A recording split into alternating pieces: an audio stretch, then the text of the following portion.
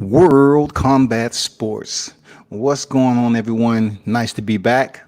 Another round of boxing, top rank edition. And for those of you that heard it first, on the press release, Jose Pedraza and Mikkel LesPierre is not happening. Unfortunately, we're going to talk about it. We're going to talk about why it's not going down, man. It just doesn't make any sense if everyone is being COVID tested, before they arrive, when they arrive, and then the manager of Pedraza tests positive, and then all of a sudden he's not fighting. The whole main event is off. The whole main event is off, man. That shit don't make any sense. And here it is. Once again, we back at it. Hey, I'm disappointed. Look, they tell you don't cast stones at a glass house, right? Don't cast stones at a glass home. Bob Arum has been pretty intensely, how you put it, critical of the way UFC was doing business when they was on their return back to Florida and everything like that. But their COVID cases was quite low.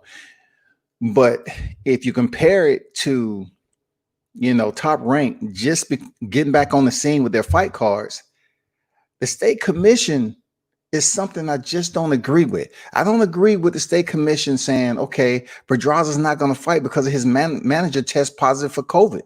It don't make any sense. What did Pedraza test for? What did he test for?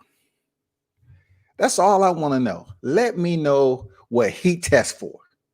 If he tested positive, why we don't have a main event?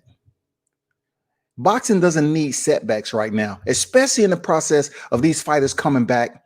They need a paycheck. They're trying to get back in the groove and everything as the gyms start, opening up just a little bit. They need everything. They need every cent that they can possibly earn. And if the phone rings, guess what? They want to have the opportunity to go in there and fight, not have it cancel all completely and then say, well, guess what? We're not going to pay you. It's nothing we can do. He tested positive. Go back and we'll give you a call in a couple of weeks and see if there's another fight open. We can get this done in 4 or 5 weeks or whatever, call you up and see if everything's good to go and then reschedule the fight. Oh, it doesn't make any sense, man. Let me know what you're thinking. I need to know what you're thinking. All right. I need to know what you, the fight fans, are thinking, hearing the news that Jose Pedraza is not fighting tonight. You know what I'm saying? Even though he was coming off a loss, from my understanding. I mean, I still want to see a good fight. I'm still looking forward to see, boxing get back in the groove, in the rhythm, especially with the scheduling.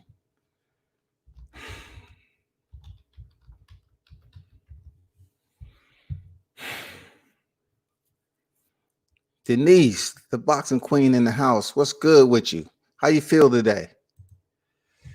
Hey, I agree, man. It's very disappointing. And you know what? Coming off the fight card the other night on Tuesday, the whole purpose of it is to start building up the fight interest and get these fans to tune in, and then when you throw that PPV, people will be like, okay, cool. We're gonna purchase the PPV. But right now, when you have the main event, I don't even know. Let me see. I'm trying to figure out. When it came to the UFC, did they have a main event canceled? I don't think they had a main event that go out the window. I know they had the middleweight bout between Sosa and Uriah Hall, but Bob Arum was very critical of the UFC. Then the state commission comes over here and say, you know what? His manager tests positive. Well, guess what? We ain't gonna have the fight. He can't fight either.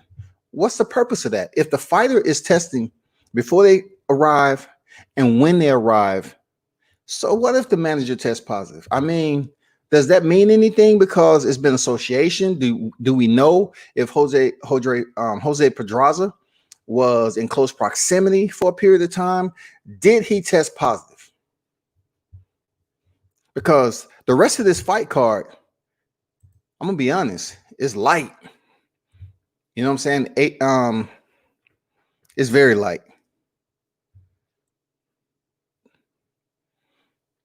I think they moved Gabriel Flores and Josec Ruiz up to the main event, I believe.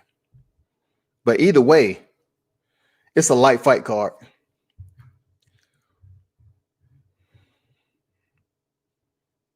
It's very light. But anyway, the fight card is supposed to start at 8 o'clock. And it is what it is, man. I'm going to keep it moving. Okay, I'm just going to talk a little bit about boxing while we're in the process of waiting on this fight card. Listen, for those boxing fans out there that don't understand how important it is to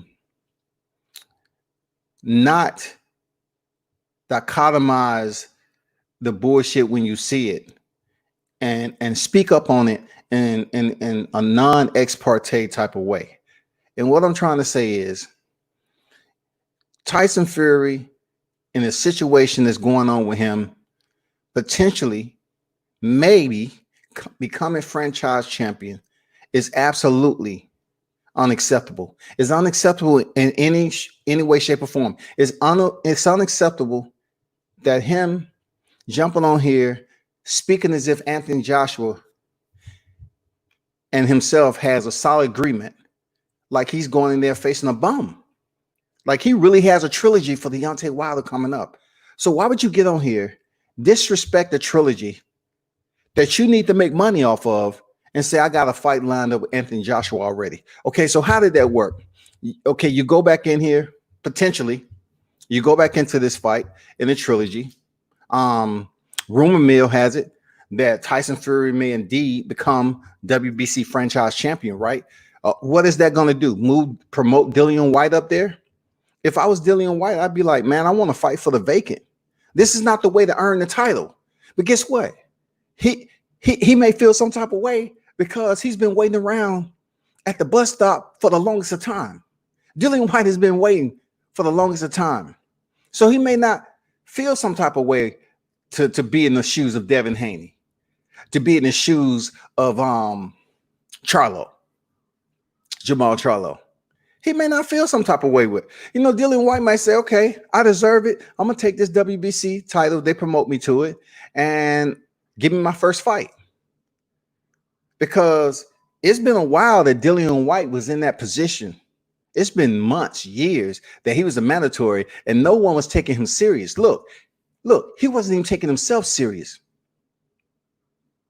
He tried to sit up here, lose to Anthony Joshua, who's right there in his backyard, but somehow, some way, he wanted the campaign to be in the picture to fight Deontay Wilder. That fight never maturated, right? So he's left going around fighting Joseph Parker, fighting Chisora, just fighting anybody. Nothing in a championship status, no value to it, no nothing. So the word is that Tyson Fury may potentially become the next franchise champion. Now, you cannot be mad and say why they didn't offer the Deontay Wilder. Deontay Wilder made it perfectly clear he wasn't willing, or that wasn't something he was going to do to become franchise champion, because he was defending his belt and he wanted to face all the challengers, and everything. I asked him the question during media day about that, and he made it perfectly clear that he did not want the franchise belt. Now, the mood shifts over to Tyson Fury, who is more than welcome to take the belt. More, because look, UK, looking out for UK, and guess what? If Tyson Fury gets that WBC franchise, Dillian White get promoted to WBC Super, that's pretty much the board. That is pretty much the UK goddamn checkmate on the board with these heavyweight titles, y'all. You're talking about Tyson Fury, even though he relinquished his UK boxing license, still on lockdown. He is, okay, a Brit. So therefore, you take Tyson Fury with the franchise, and we already know this, the protocol, the fragmented protocol, the sketchy protocol of the WBC SOP. SOP is standard operating procedures, okay? It's everywhere. Then you get Dillian White. Of course, Dillian White is going to be an absolute difficult person to deal with if he gets promoted to WBC super champion. Then, of course, you got Anthony Joshua sitting over there, comes out for a protest, and you know he has a brace on, of course, because Anthony Joshua has to be dramatic, y'all. Anthony Joshua has to be dramatic. What's going on, Ken? Salute to you, man. Anthony Joshua has to be the one that comes on and kind of be a little bit prima donna, man. Like everything he does has to have something else attached to it outside of the UK. If he's doing something that's going to reach outside the perimeters of the UK, it has to be dramatic. It has to be something dealing with suspense, climax, something. So, of course, he's going to fight who he want to fight. Anthony Joshua is going to try to keep those belts as long as he possibly can. So, still, he has the mandatory with Kubrat Pulev, right? And then he's hoping and praying, like he did before, that Tyson Fury pulls out the fight with Deontay Wilder. Now, a lot of people who have followed me a while ago, right, understand that I've been critical. It's been some friends on my Facebook page. Listen, don't pop up on my live just because I know you're friends with Joshua, and don't say anything. Your appearance isn't putting any fear in the words that I'm using and expressing. I've been saying this for several years now about Anthony Joshua. So don't pop up and act like, unless you're going to jump on the live with me, don't pop up on the live and act like, oh, well, I'm a stunt for a little bit. I ain't going to say anything, but I'm going to let them know I'm in the building. It don't fucking matter. It don't matter. Joshua is who he is. He might be a good guy behind the scenes, but the way he's treated Deontay Wilder right now, in my opinion, like I've always said, I don't think Deontay Wilder and Anthony Joshua will ever fight. I think Eddie Hearns and Anthony Joshua will make that fight so difficult that it'd be the same thing that reciprocates itself back in 2018 when they initially tried to negotiate. And that's real talk, y'all. They initially tried to negotiate and they made it extremely difficult for Wilder. And even though he's not the champion right now, look, Wilder is still the top 2 heavyweight in the business. Y'all need to hear me out. I need for you to understand what I'm talking about. Deontay Wilder is still the top 2 heavyweight. He's still the hardest hitter in the game. You all were so quick to keep Joshua up there in the top 2 along with Fury when he lost. Joshua gets stopped by Andy Ruiz, who's a last-minute replacement. And then you say, oh, we still got to put Joshua there. You know what I'm saying? He was a former unified champion. I don't think that's fair. I don't think you all are basically being critical enough to Anthony Joshua the way you should be in him facing the best in his division. Stop bringing up Klitschko name. Stop bringing up Klitschko name. Stop bringing up Klitschko. Stop bringing up a fighter that he selected to fight for the vacant title. Stop bringing up a fighter who was on a hiatus. We don't want to hear that shit no more. I don't. Just like my shirt right here, Crawford and Khan, I just want you to quit. I just want you to quit talking about it. Call it for what it is when it comes to Tyson Fury. Call it for what it is when it comes to Anthony Joshua. Because I'd be damned y'all haven't kept it all the way to the left when it came to Deontay Wilder. I'm just saying. Y'all criticized Deontay Wilder when he ain't been locked up, when he haven't popped positive, when he ain't in the streets just doing stupid shit when he wasn't on drugs. Y'all got to hold these neighboring fighters accountable, bro. Y'all have to do your due diligence and be, hold yourself to a standard. Y'all have to have some integrity for real. Y'all letting these cats get away. Anthony Joshua, kind of cheering on to help out Tyson Fury to train to beat Deontay Wilder. I'm gonna tell you, that's some fuckboy shit right there. That is. Who does that shit? Why are you worrying about what Tyson Fury is gonna do? I don't even think you can beat Tyson Fury. I just think that's just some shit that you cut, a little bit of your cloth is you know what I'm saying? It's a little bit moist. You know what I'm saying? Because you're trying to help one of your compeers in the same division. You're trying to think that you can go in there and help him train for Deontay Wilder, who you can't beat. I don't think Joshua can beat Deontay Wilder or Tyson Fury. Hands down, period. I don't see it happening, y'all. I don't see it. But if Tyson Fury picks up the franchise belt, whatever, man. It is what it is.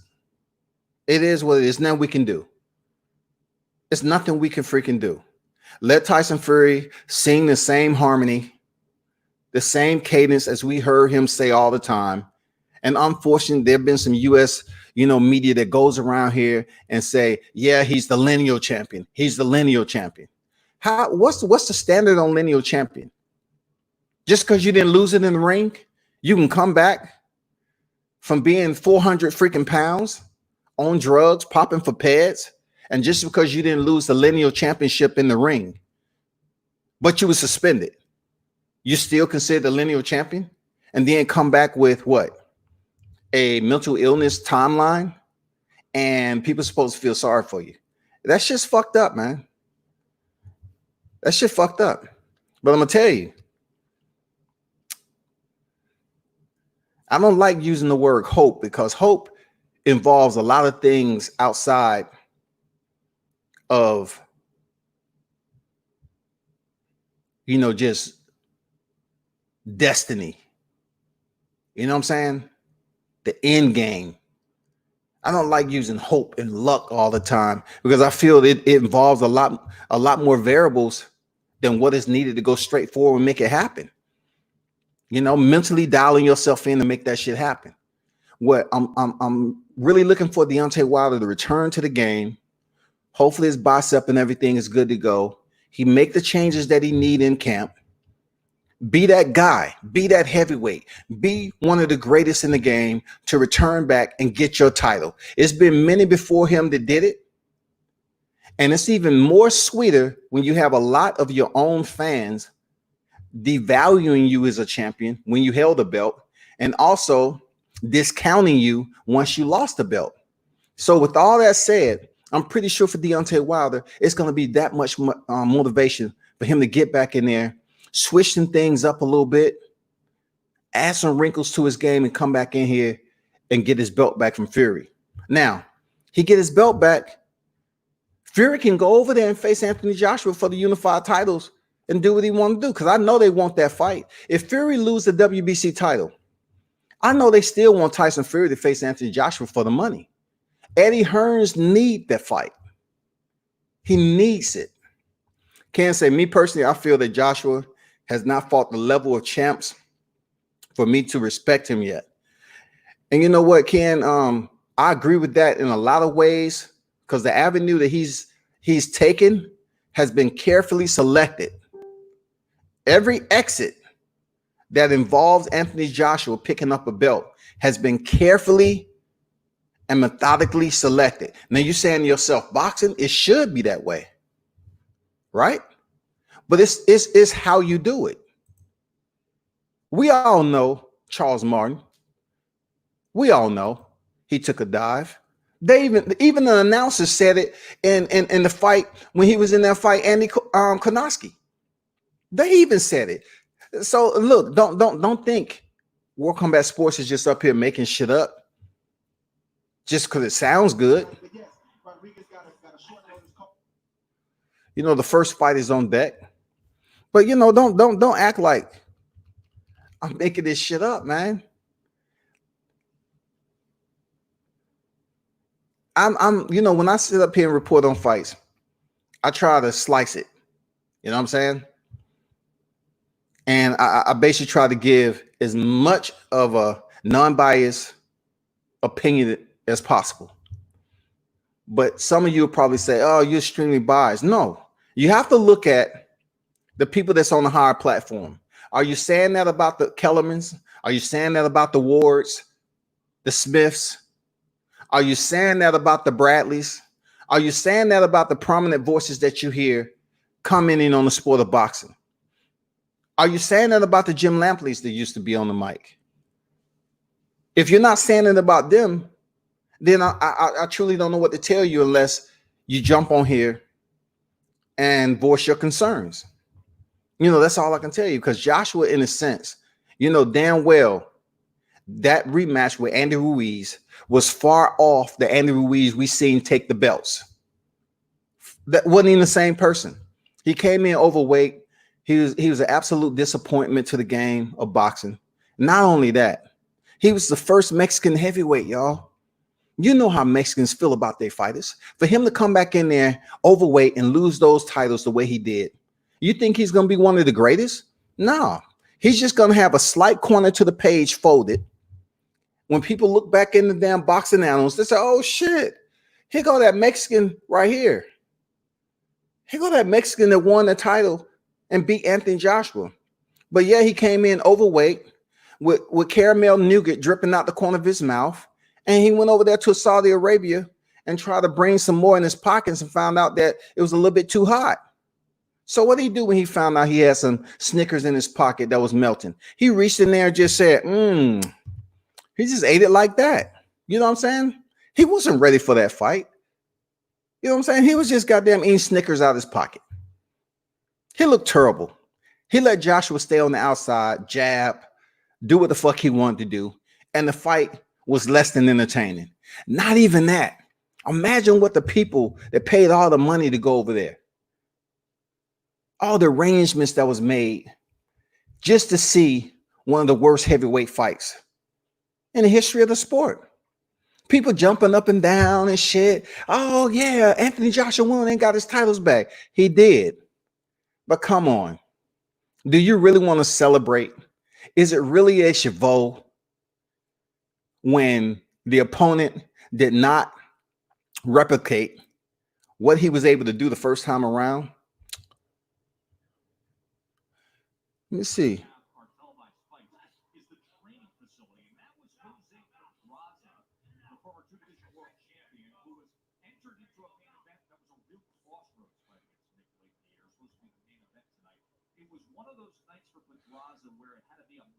So they were showing Pedraza in the training area, training center, warming up. Damn, I was thinking the fight potentially may be back on, but they just showing him freaking earlier. But that's, I'm gonna leave it at that, man. The real boxing fans understand what it is. I hold everyone accountable, including myself, when it comes to, what we've seen in the sport of boxing, the denigration on how we treated one of our own champs, which don't come around very often. The Holyfields don't come around every so often. You know what I'm saying? The Roy Joneses. We just don't have individuals that's up here like the Lennox Lewis. It don't come around very often when you get the heavyweights that go in there and just set the example. Yeah, we can look back on and say, man, they was one of the greatest. But what Deontay Wilder was able to do, man, is respectable, commendable, and you got to salute that he was able to defend the title and step in there the 11th time, which he failed. A lot of controversy in that fight, but we passed it. We're thinking about the trilogy. At the end of the year, we want to see him go back in there and get his title back. Oh, nice right hook. He buckled his knees.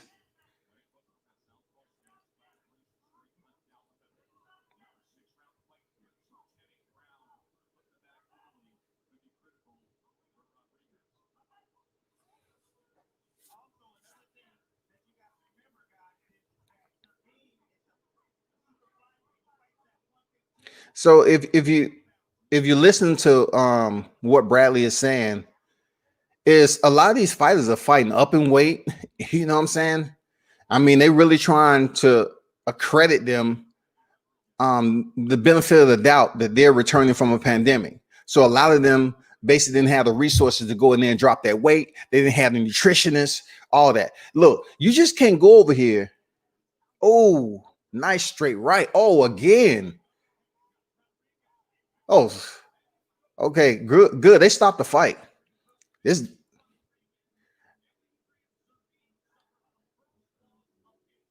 Rodriguez stopped Servin, man. Good stoppage. That was a good stoppage. That dude's sharp. Rodriguez sharp. Oh, well, he looked sharp against Servin, man. But that was a good stoppage, man. He was getting punished. But yeah, you know, the heavyweight division is one of the bigger fights that we're looking forward to this year. Really, the magnitude of this fight is coming up as contractually agreed upon between Wilder and Fury is in my opinion, bigger than the rematch. It's bigger than the first time out. Believe me. The reason why it's bigger because Fury keeps the title. It's going to be a while before another U.S. heavyweight gets the opportunity to be in that position. It's going to be a while, y'all. And some of y'all going to be like, oh, man, I wonder when Wilder is going to take a step. You know, he's 35 now. Is he going to get another shot? You have to take that in consideration. Who's going to have control of the belts? It's a big deal. Who's going to have control of the belts if Fury is able to keep that title? You're going to see so much manipulation, so much game shifting that you're going to be like, damn, I missed the heavyweight division. All the belts are across the pond, man. Look what they're doing. You know, they're going to be over there and make some money. If by chance Fury and Joshua fight for the undisputed, of course it's going to be a shocker. They're trying to build Joshua up to be one of the best heavyweights ever. So if you think Joshua's not going to win, if Fury and him goes over there, if you think he's not going to win and become undisputed, you're absolutely mistaken. If you don't think Joshua may win one and Fury may win one, so they both can submit their legacies. Yes, Fury has held all the belts, but not all at the same time. Joshua is unified right now, but he's missing the WBC super belt. So that's why I'm hoping. I'm hoping that Tyson Fury does not get promoted or acknowledged as a WBC franchise champion just yet. I don't want him to drop that belt to Dillian White. Seriously. You know what I'm saying? And the reason why I'm saying that and you know, on the front side of it, because I'm just speaking in the generalization, right? If Fury was to get that belt, he's definitely going to lift it and do something for his countrymen as if it's a gift. You know, they're gonna do the pity move for Dillian White. Okay, mate, we'll give you the belt, mate. You tried this Tyson Fury, you tried so much in your career, you deserve it. We're gonna give you the WBC belt, so all the belts can be floating around over there. Nah, that's why I want Deontay Wilder to come back and take his WBC belt and force Anthony Joshua, or you know, even fight Dillian White. Dillian White is going to be the mandatory. So therefore, you know, come in here and, you know, get your belt back and shake the game up. That's what I want to see. If all the belts are over there in the UK, man, y'all US fans are going to be like, damn, you all going to be yearning for another US heavyweight to step up and do what Deontay Wilder was able to do. You're going to be salivating. You're going to be eager. You're going to be wishing and praying like, damn, how long is it going to be before we get another heavyweight champion? Leroy, what's good, man? Yeah, I appreciate it, man. Say, what's good? Back from Tuesday. Yeah, man. I appreciate y'all stopping through, everybody that's in the building. And if y'all have any type of comments about boxing that you want to mention, it's a light fight card right now. The fight was stopped early, just now, between Victor Rodriguez. No, that wasn't Victor Rodriguez. That was Robert Rodriguez and Adrian Servin. So Rodriguez ended up getting the victory and gave Servin his first loss. That's where we at with that. So Lee, you think the stoppage, man, he was punishing him, man. I think if the fight wouldn't have been stopped, he would have been stopped anyway. I mean, that's the only thing I can say with that. He was taking some nice straight left hands, man. I mean, they were solid. You got to look out for some of these young fighters. They might not be in the best of shape coming off this pandemic, in the middle of the pandemic hiatus. You know what I'm saying? They might be a little bit out of shape. It's good for some of them to live to fight another day, man. Even though he was undefeated, I think he would have took that L. He would have got stopped.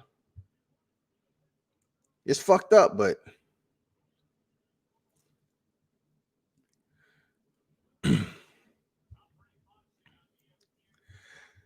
Lisa, I don't know. It's over. Now, you want to talk about somebody who deserves some respect on his name? What was the fight of the other day? DeMarco? I think it was DeMarco, right? That is the guy who I felt that got robbed. I'm not gonna lie to you. I felt he got robbed.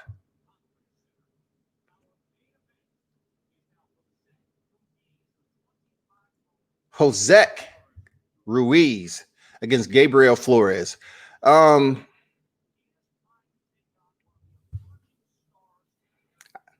don't know. It's over wins, some losses, some respect to them though. Jesse say he has a decent future, but in his division, so why not let him not take that much punishment? I mean, I agree, man. He was taking some punishment, and it just seems like he was degrading. And Rodriguez looked strong, and he would have punished that kid if the referee would have kept letting that fight go on. That kid probably, I don't know, man, would have took him a little bit longer to recover from that. He was taking some punishment. His knees kept buckling. He might have been on the deck, man. Believe it or not. Yeah, Antonio DeMarco. Yeah. Antonio DeMarco, man, he got robbed point blank. Lee said definitely DeMarco wasn't even hurt, was smiling all the way to the end. Yeah, man, I don't know what the deal was up with that. I can't call what's going on. Some of these referees, the judges, and then most recently, the state commission who's sitting up here denying Jose Pedraza from fighting in the main event because his manager freaking tested positive for COVID-19.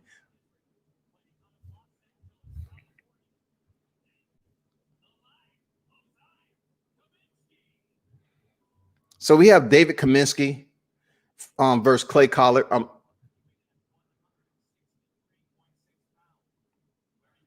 If y'all don't remember Clay Collard's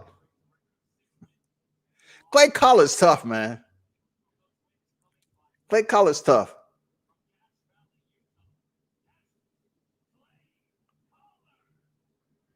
Clay Collard's tough. And this is one of the fights I was looking forward to seeing on the undercard. His record, he got a couple of losses, a little bit of wins. But Clay is tough. And very entertaining, in my opinion. So let me see how he worked this right here. You know what I'm saying? They're fighting in the middleweight.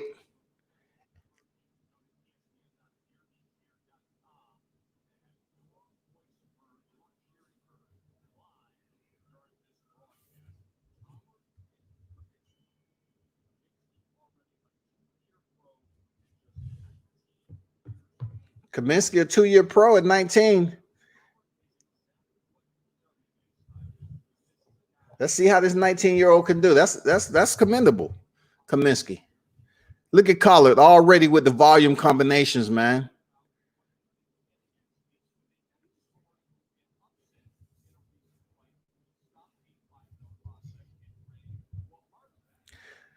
Antonio Marco, definitely Marco wasn't even hurting. Lee said he has an octagon tattoo on his chest.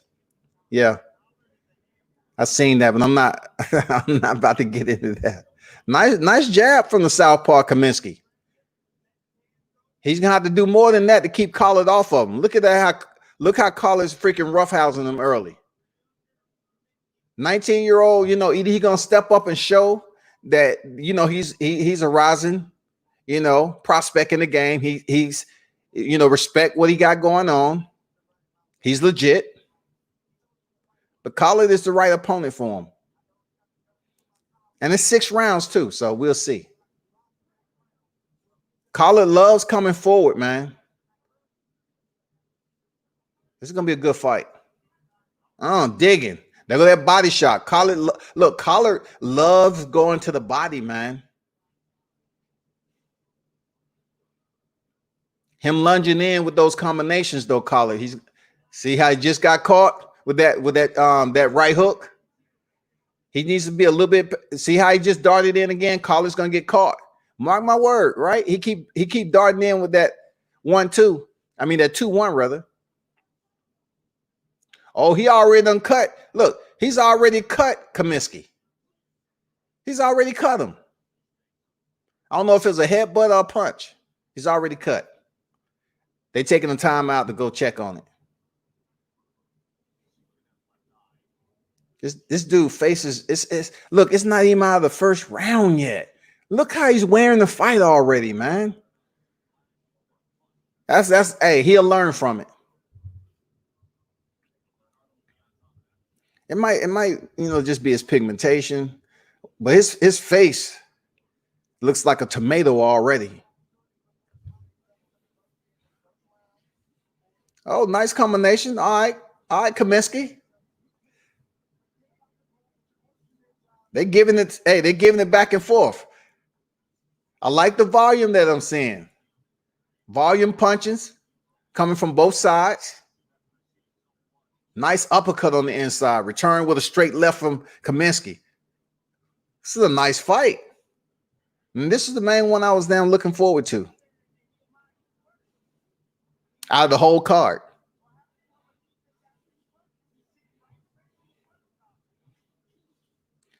Mark my word, people. If Collard continues to charge in, punching like that, either Kaminsky's going to make him pay with the counter, but it's a bad habit that I'm saying. I'm not sure why he's running in. He may not respect the 19-year-old's power, but he's just running in, throwing punches back and forth. He's going to get goddamn checked. You got 5 more rounds to go. It's only a matter of time, man. Yeah, they're scrapping for sure. They are. I'm not gonna lie to you. I like fights like this.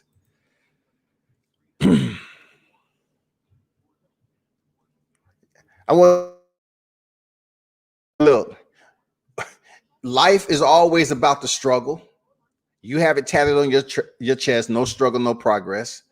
And you just take what's going on, Steven?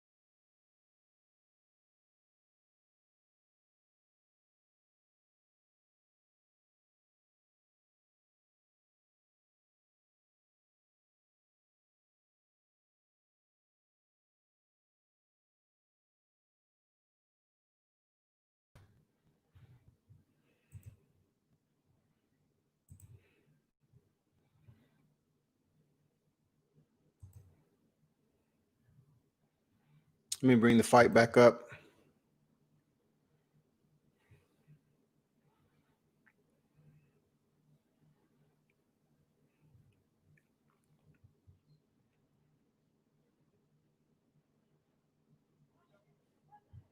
I'll get back to Josh Gray Jr. after this round. So we're in the second round, a minute 15. Kaminsky with a straight left, looking sharp. Collar's bleeding from the nose a little bit. But what I like about Collar is the fact that he's tough, grimy, and he put in quality work. Look at the work he's putting in. Kaminsky is going to have to keep on landing that straight left and get his respect. Right now, he doesn't have Collar's respect to stop charging in. Collar's dipped ahead, and he goes in leading with his right hand, right, left, right, left. See, he just did it again. Kaminsky is a southpaw, man. He need to check him with that right hook, man. X is to his right and check him with the right hook. You can't just keep on letting that man rush in like that. This ain't football. But Collar's fighting the fight until he gets his doorbell rung, man. He's gonna continue to do the same thing. Oh, nice left hook right there. Collar ate it and came in with a 4-punch combination that really didn't land. They scrapping in there, man. They scrapping. What I see from Kaminsky, he's able to land some solid punches in spurts. I don't see it affecting Collar just yet. So he might want to set it up just a little bit better. Or on the inside, work some uppercuts, go to the body and then shoot the uppercut, something like that. Because them headshots that he's landing on Clay Collar, he's eating them like they're hors d'oeuvres. You know what I'm saying? It's nothing going on right then.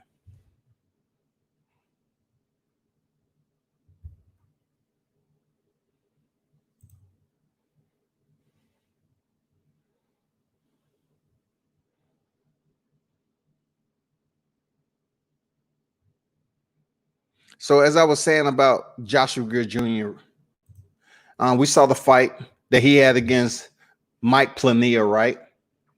And he was knocked down in the first and the 6th round. It's definitely a lesson learned for Joshua Greer Jr., who understands what it's like to come up in the struggle, man. He's tough. Joshua Greer Jr. finished strong. The referee, Tony Weeks, man, he's been in the game for quite some time, but keep it 100 that he allowed Plania to hold a lot in the last 2 rounds. I'm not making excuses for Greer. I'm saying in the 9th and 10th round, he allowed him to hold extensively. He was tired. He took the fight on short notice, and Greer was coming on strong. But every time he came on the inside, guess what? Plania was able to hold Greer, so he couldn't work. He wasn't able to do any work. But Mike Plania fought a damn good fight. Very awkward, unpredictable, hands down by his waist, a whipping left hook that worked for him. I'm not gonna lie, that whipping left hook Plania had, it worked for him against Joshua Greer. It did. Will it work against Casemiro? I don't know. I'm gonna say no, point blank. He might be able to land a couple of times, but John Casemiro is a different fighter. All right. Will it work against Monster Inui? Nah. No. I don't think it'll work against Nonito Donaire, man. He's a tough fighter though, but his style, he's gonna have to throw a lot more punches than that when he steps up there if he gets the title shot. Period. We're approaching a minute 20 in the 3rd round. I mean, he's really busting up this 19-year-old Kaminsky. But Kaminsky's holding tough right now, man. Nice hook to the body. Solid by Kaminsky. But it didn't do anything. It didn't slow Collar down. That's a nice one, too. Nice dig to the body by Kaminsky. Step in uppercut by Clay. Nice. I like that. Switching it up instead of just running on the inside like that. Nice left hook on the inside. Slick by Collar. Collar doubling up on the left hook. Kaminsky come back with a straight left. They balling up in here, man. I told you this is the fight I was looking forward to. 35 seconds remaining.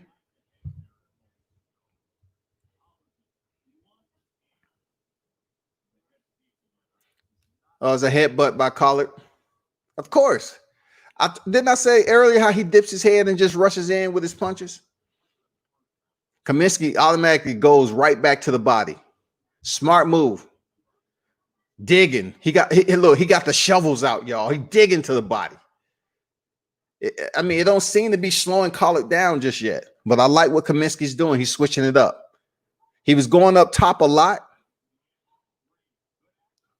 Nice uppercut by Kaminsky. Oh, Collard exchanged it. These guys balling, man. I like it. Tell me what you think.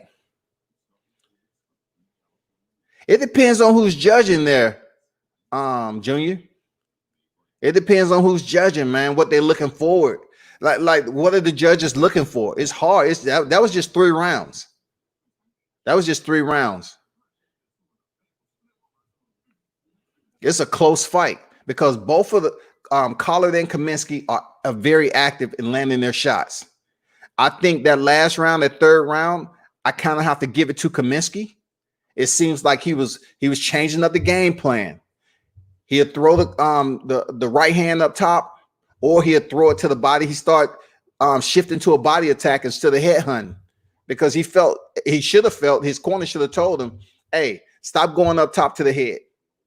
It's really not doing anything. Go to the body, do a little work down there, see if it changes his reaction, and then once you go to the body, go up top." Like you saw him dig into the body with the hook and then shoot the uppercut. And plus, Kaminsky is a southpaw too.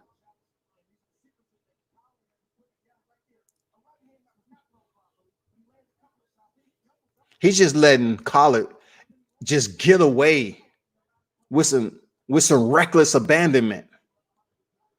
Because him being a southpaw, all he have to do is just step back and shoot the left uppercut when Collard come rushing in, or shoot the left hook. There you go, 1-2 by Kaminsky. Ooh, nasty.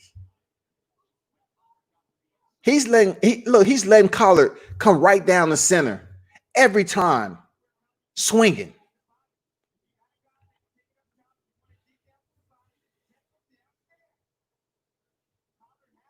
See how he just did it? That's what I'm telling you. You see what just happened? Collard stepped in and Kaminsky hit him with a left uppercut. Damn, look at the combinations Collard's throwing, though. You cannot go. Look what he just did. What Collard shot about 6 punches right there. None of them landed. But he didn't make them pay. Now they on the ropes, going tit for tat, toe to toe. Collard has no respect for this 19-year-old. None. He's forcing this into like a Eric Morales. He's forcing this to the Israel Vasquez, Juan Manuel Marquez. He's forcing that type of fight. John Gotti and freaking Mickey Ward. I like it, though. I like this fight. It's the 4th round. I like it, man. Lee said, my goodness, this is a war pretty close, but Collard is throwing more landing. Collard's getting in there, man. He hasn't made Collard. I don't know, man. I don't want to say he can't hurt Collard, but he need to check him with that counter. He's a southpaw, man. He come charging in, checking with the left uppercut, man. He's going straight back. See, that was the right uppercut. Just step off to the side, man, and hit that left uppercut when he come charging in. But it's easier said than done, man. I knew when I saw Collard's name on here, I knew it was going to be entertaining. I like this fighter. I like, even with him with a couple losses, man, I like how Collard fight. I look at a Collard fight any time of the week, man. Oh, nice 1-2. Step in 1-2. Just bounce the head back of Collard. Kaminsky is fighting, man. Both of these dudes are going toe-to-toe. Oh, mano and mano, glove to glove, man. This is nice. This is when nobody's in the arena. This is nobody in the freaking arena. I'm talking about fans. Amazing. Amazing.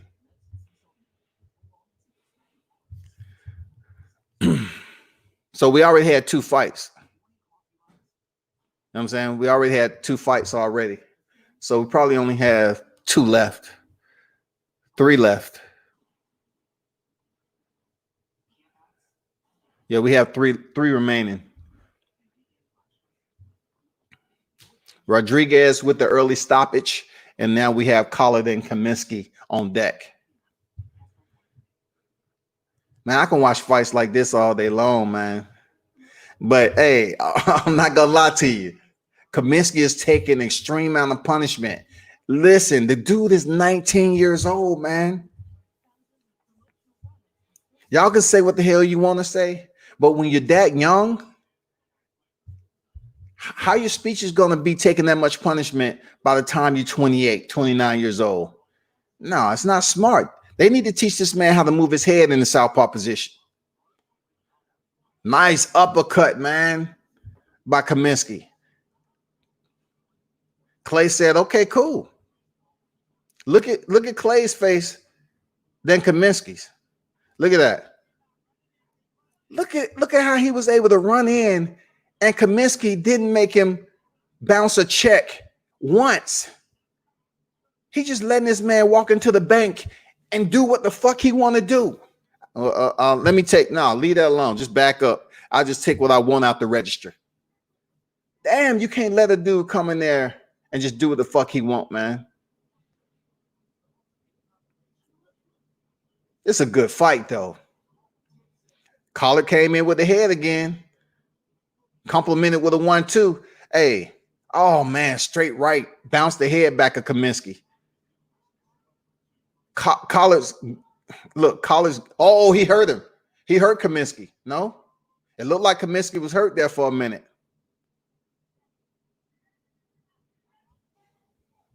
Collards dipping his head down, you know, showboating a little bit.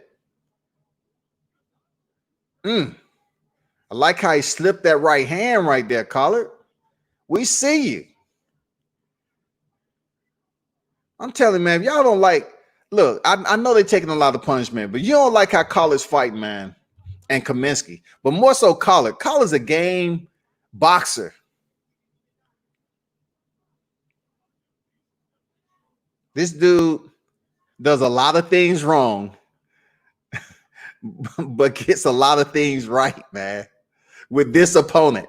And even his last opponent, man, he did a lot of shit right.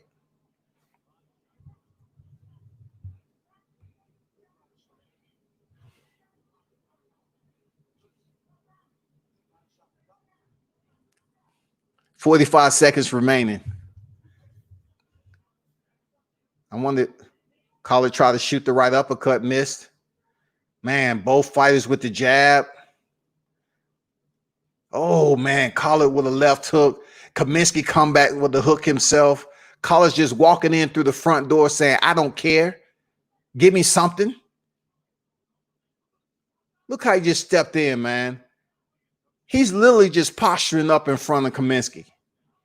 He doesn't even care to keep his earmuffs up. He just don't care. He said, this 19-year-old can't hurt me. I'm punishing this dude. Oh, man. 3 punches in the corner, man. He's breaking this guy down. Collar's breaking Kaminsky down. Solid fight. Love it.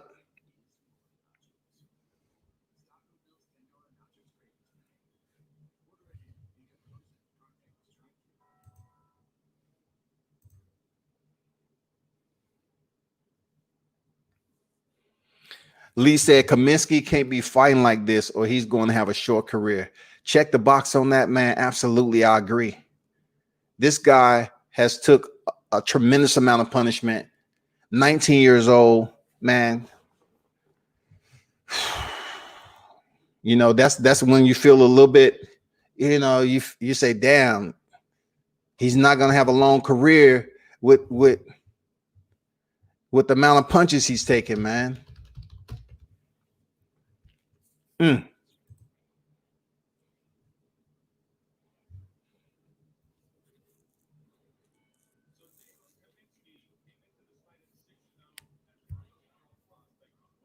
Kaminsky about to take his first L, y'all. If nothing changes, he's starting off a little strong in the sixth and final round coming up. I have Collard ahead on this fight. He's slowly broke down the younger Kaminsky, and he's just been walking through the front door on center. Haven't really did anything that you can consider. Oh, that was a nice two-punch combination by Kaminsky.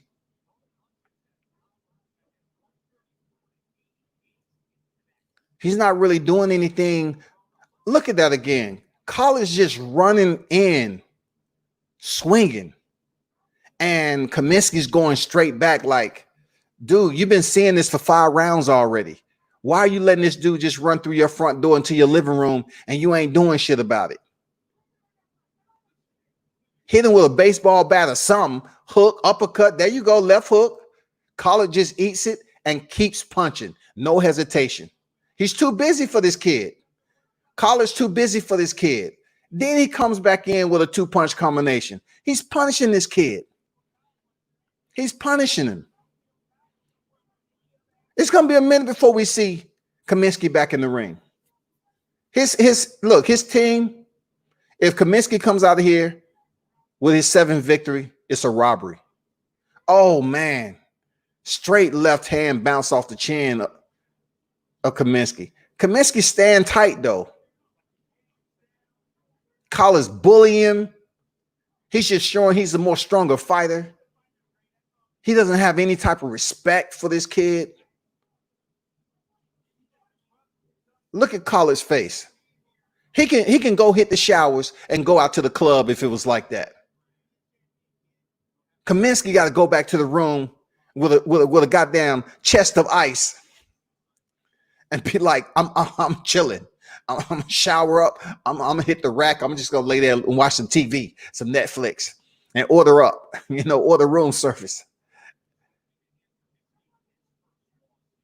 This guy, Collard, both fighters have fought a tremendous fight tonight. Very entertaining, high level. I'm talking about high volume. 18 seconds remaining.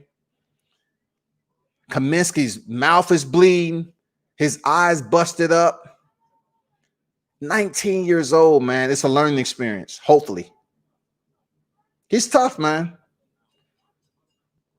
Collard won this fight. Look at the mouth open of Kaminsky. Kaminsky, look, he got his ass beat. I don't know if he had a pretty decent training camp. I don't know, man. I can't say he was lacking cardio because he was still punching to the final bell. But if this fight would have been 8 or 10 rounds, Kaminsky would have got stopped, period. Let's look at the compy box.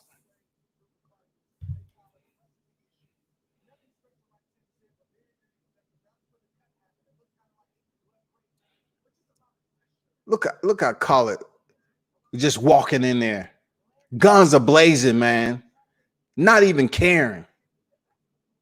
Look, Collard was emptying the clip on Kaminsky, reloading while he was in the pocket, and goddamn firing off again. Man, this dude don't care, man. I like to see Collard fight, man, for real.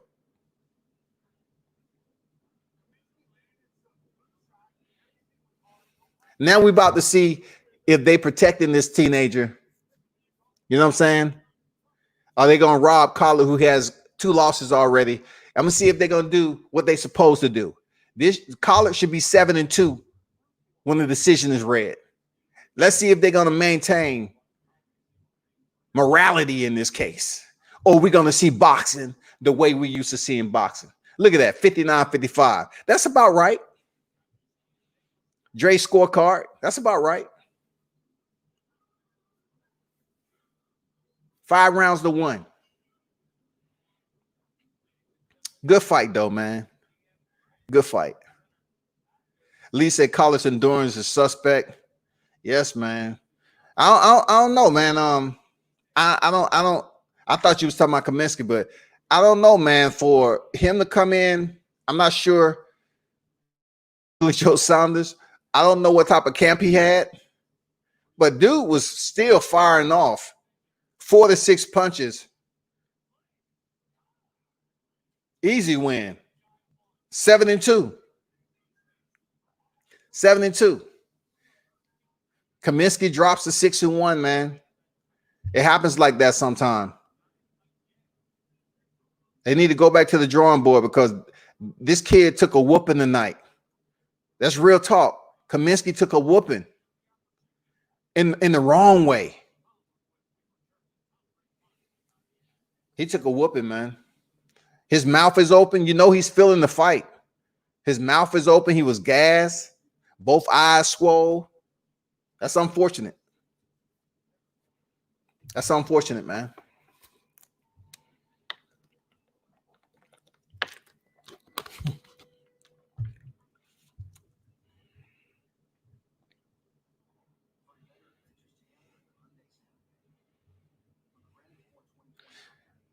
Man, Collie don't look like Canelo, man. He look more like Billy Joe Saunders to me. I'm just saying.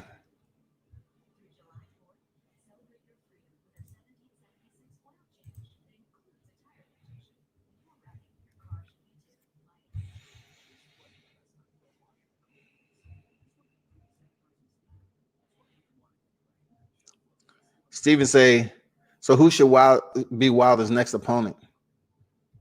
I'm not sure what you mean. Wilder's next opponent is Fury. Does Wilder need a tune-up before Fury? Should he go right back? Steven, what? Steven, come on, man. Are you joking?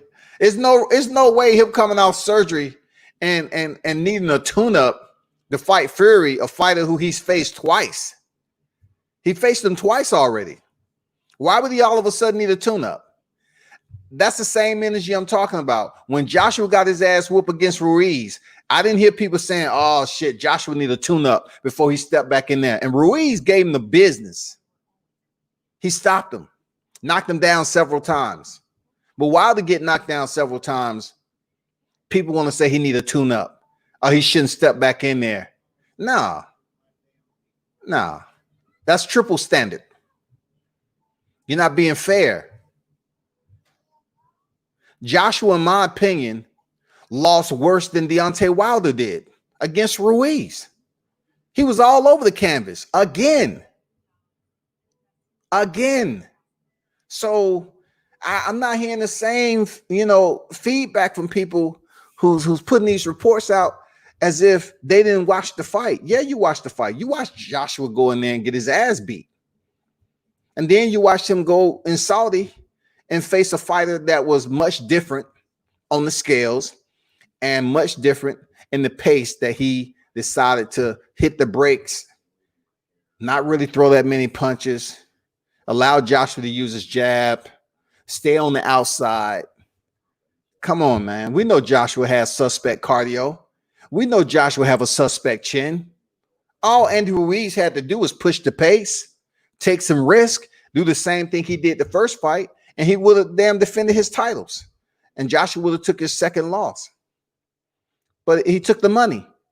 Andy Ruiz took the money. Period. Andy Ruiz took the money.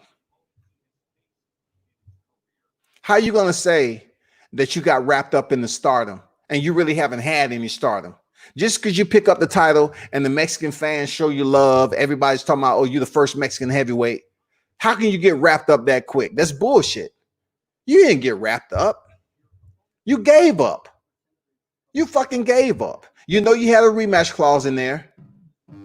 You knew what the order was for Anthony Joshua to get his titles back.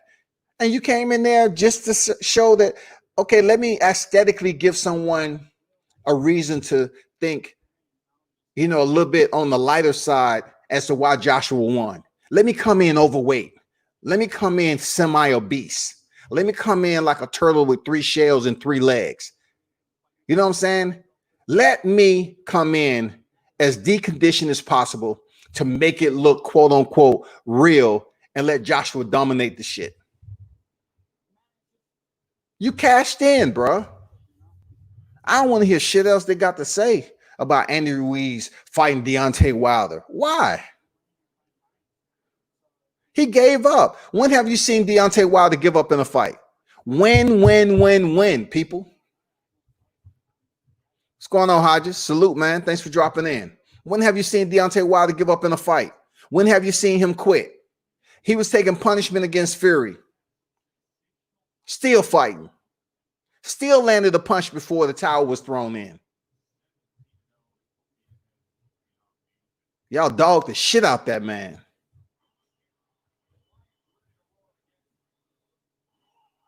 Like I said before, I understand why boxers really, you know, some boxers like Crawford, for instance, he really don't talk to the media a lot. I get it, bro. Even though 50 years old, I understand that, you know, I'm like looking at this like, man, I'm cool, bro. I'm gonna show you your respect. Like, listen, the amount of times I met Crawford before he gave me an interview, several times, and he didn't say shit to me. He just say, what's up, you know, blah, blah, blah. But I wanted the interview. He didn't give it to me. And finally, when he gave it to me, I appreciate it. But I totally understand why Crawford don't fuck with the fans and the media like that. He all about his family. Deontay, in my opinion, as much as I would definitely like to talk to him a little bit more, as far as boxing and interviewing go, he shouldn't fuck with the media. When he jumped back on here for PBC and gave that dense, shallow interview, I loved it. I say absolutely. Absolutely. Don't give them shit. You know why? Because they don't appreciate it. Just go in the gym, man. Go to work. Get your title back and keep it moving. Further cement your legacy. And if you're going to get out the sport in 4 years, get out the sport in 4 years. Do what you got to do. When you got the fans that truly don't appreciate what you've been able to accomplish as a fighter, go ahead and goddamn put your pack on, man, and keep it moving, march on, and do what you got to do for you and your family. Because obviously the fans don't give a damn about you. And they from your own country. Damn, they're showing Mike Tyson. Who's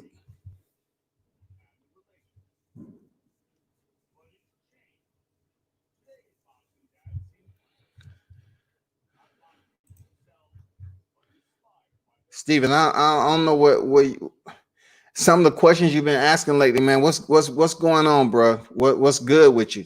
Like, I don't get it.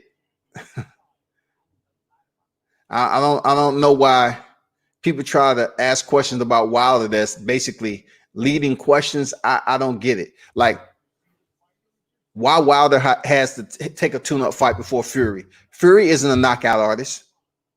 Let's do the fucking math, y'all. Six fights he's had since he's returned.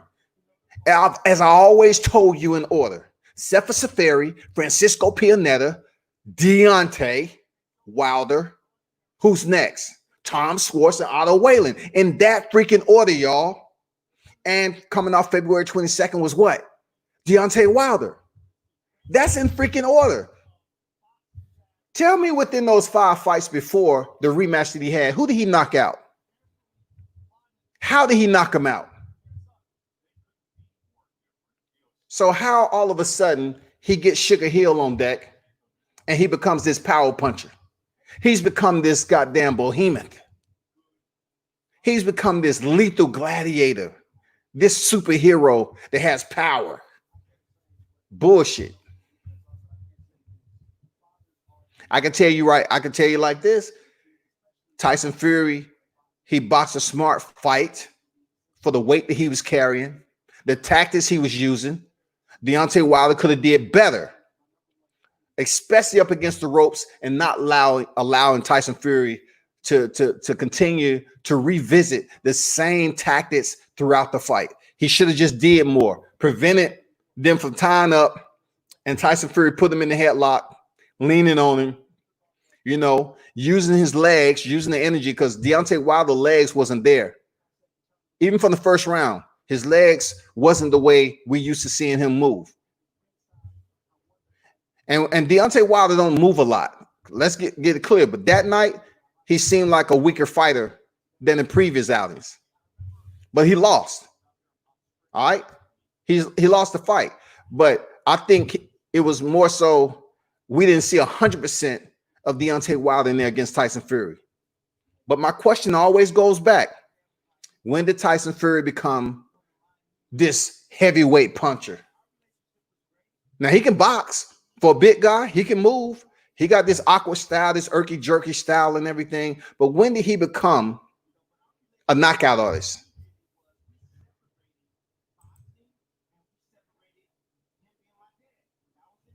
They're talking about father-son relationships in boxing.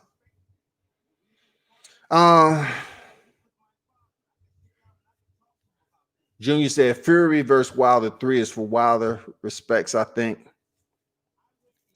The fans was rude to Mr. Andre Ward. What exactly are you speaking about, Junior? As far as the fans was rude to Andre Ward, if you're speaking on the fact that the comments that Andre Ward made following the first fight and saying that he didn't believe that Deontay Wilder would want to take the rematch with Tyson Fury because of what he's seen in the first fight, people took that some type of way. Yeah, they felt that way. And look, on that level, every word that comes out of his mouth is going to be scrutinized. Every word. Timothy Bradley, Andre Ward, Paulie Malignaggi, everybody that's up on that level, your verbiage is going to be scrutinized. So I just couldn't understand, right? If you got pissed at Andre Ward saying what he said about Deontay Wilder the first fight, why the fuck y'all sitting up here dogging Deontay out? Either you're going to support the man or you're not. If you felt some type of way about Andre Ward saying, oh, I don't think Deontay Wilder is going to fight Tyson Fury after that first fight. Because basically saying he was kind of like, he's second guessing himself. So people was like criticizing Andre Ward for it. But check this out, though. If you're going to criticize Ward for what he said, why not praise Deontay for his performances? That's all I'm saying. Praise the man. And stay with the praises and the accolade, the plaudits. Give it to him, as he called his flowers. I will tell you something about me and flowers. You know what I'm saying? My thought process when it comes to flowers, I look at it like this, especially with women. I always told a woman, like, why should I sit up here and give a bouquet of flowers and they'll be dead? That's like flushing money down the toilet. Why don't you get something you're going to appreciate?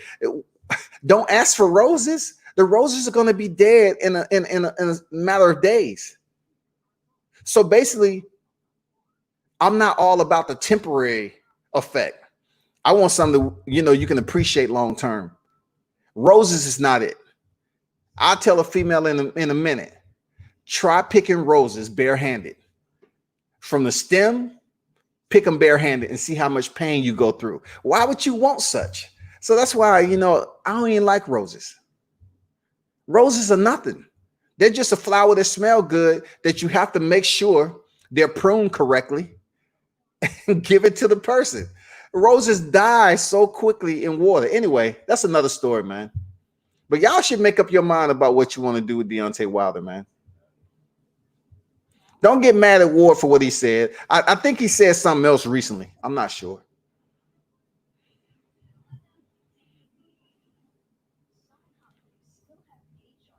I'm not sure what you're talking about, Junior, but clarify yourself. Just elucidate just a little bit. Elucidate and get some clarification as to what he actually said, like what Andre Ward said that you are concerned about.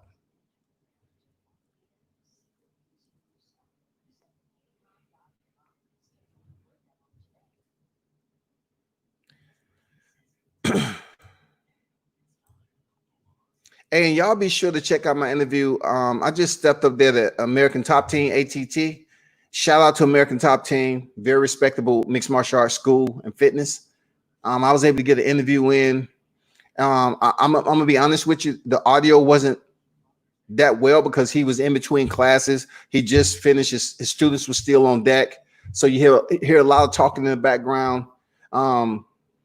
That's my first time interviewing him at the school. So sometimes it's an impromptu and you got to get it where you fit it.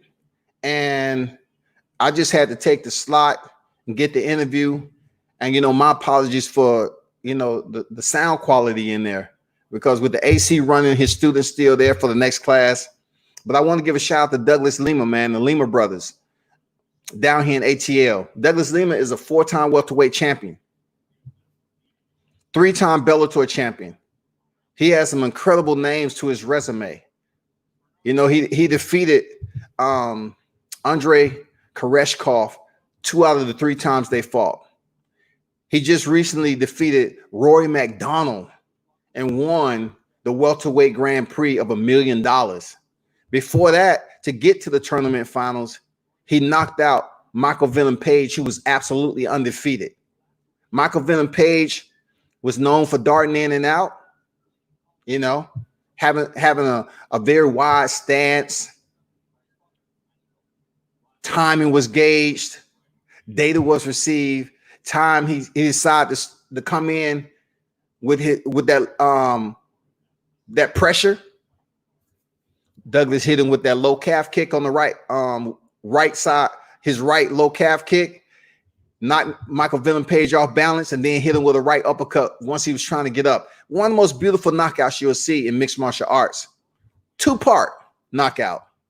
Hit him with that brutal. Douglas Lima has some of those brutal kicks in mixed martial arts. His right leg is lethal. Toxic. Anesthesia. Look at the fight between him and Rory McDonald, and look at Rory's left leg. He had a hematoma on his damn left shin that you just don't see in mixed martial arts. But I was able to get an interview with him for a second time. And so I appreciate that.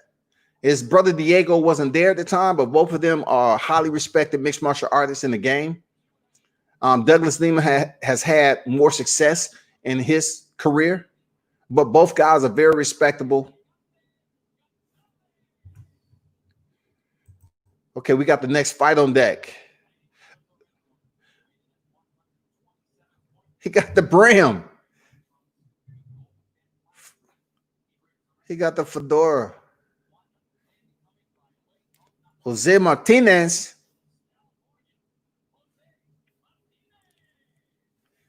I see you, Jose. You can't fight with that hat on, though.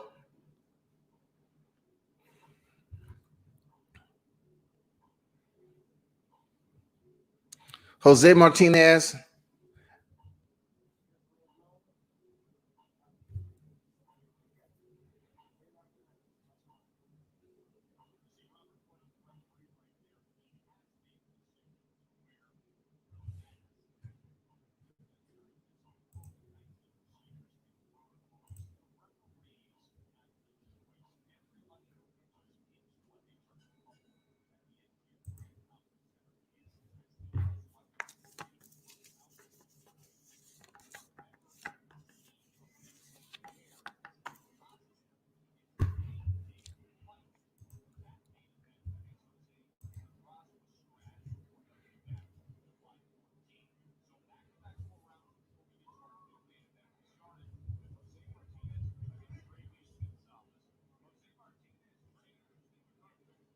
It's good action in the first round. 2 young, hungry lions. A little bit sloppy.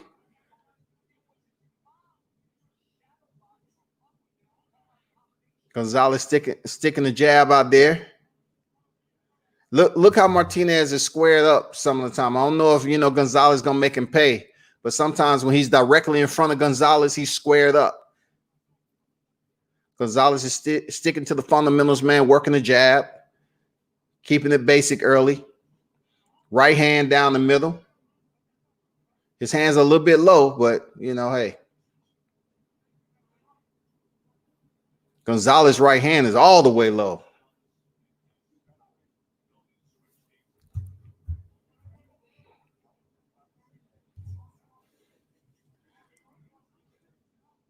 I know they're just coming out, man. They're a little sloppy in the first round, just running around the ring, swinging. I mean, not really connecting with anything solid just yet. Martinez on the bicycle right now, early in the fight. He is slipping in punches, though. He's slipping right up underneath that left, that straight left by Gonzalez. People were in their feelings about Ward saying Wilder didn't want a second or third fight versus Tyson. That's what I thought. Yeah. At least that MVP KO was epic. I know, man. That was one of the amazing knockouts you will see in MMA. Performed by Douglas Lima. You know, he's been in there with Paul Daly. He's been in there with some tough competition. And he's had the ups and downs too, man. I'm not to, talk about MMA doing boxing, but, check out the interview I did with him on my YouTube channel. Subscribe to the channel if you haven't already did so. It's going to get better. I'm trying to get an interview with somebody else too, but they're in training camp right now. So we'll see how that works out. The first round was okay. It was a bit reckless and sloppy, a little bit everywhere. But hey, we'll see what the second round looking like. Yeah, but I agree there, Junior. Yeah, that's what I thought you was talking about. But they can get over that. You know what I'm saying? They'll get over it.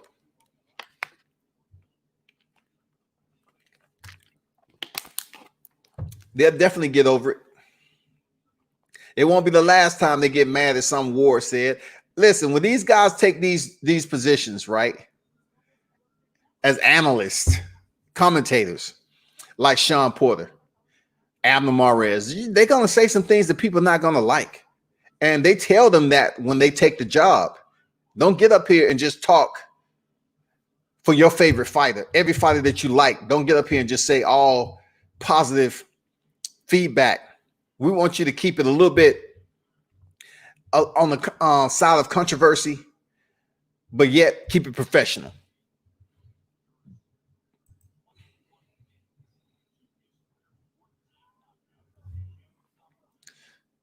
Gonzalez, oh man. Best punch of the fight, straight right down the pipe by Martinez. Gonzalez is a little bit wild, man. He's reaching big time. Looping overhand right lands for Martinez. Martinez seemed to have a sense of vigor coming out for this. Oh, man, he got caught with that right hand, though, by Gonzalez. Both of these guys are firing off right hands, absent of a jab or anything. They're just firing off from the pocket. It's almost like a schoolyard fight right now, a little bit. I'm not even gonna lie. This is like a schoolyard fight a little bit. Gonzalez darting in. No jab. And, once he settled in and just popped the jab out there, he's a southpaw too. Pop the right hand out there, man. Make it easy for you. Make it easy for you. He's just trying to come in there with a wild shot. No preparation, no thought process behind it. That three-punch combination, man, he ate that. Martinez broke on the separation, and he fired off. That's good. That's good.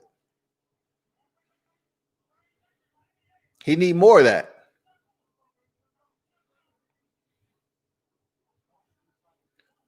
So, what I do see from Gonzalez, he can't make up his mind on whether he want to fight southpaw or orthodox. He keeps switching stances. Allow your opponent not to understand. Like, why switch back and forth? Have a reason. If you're having success at southpaw, use what's going to benefit you at southpaw. Just don't switch back and forth like you tying shoes. For what? See what is working for you. If you're going to give somebody a different look, make something work. Nice right hook by Gonzalez. If you can switch stands, cool. But just don't switch back and forth. I'm like, have success with.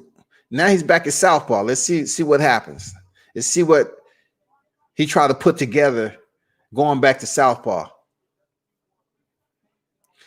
Why give Martinez a different look if you're not really cooking with anything? Like, you're switching up the look to the recipe, but it's the same. You giving them the same flavor and everything. I switch this shit up.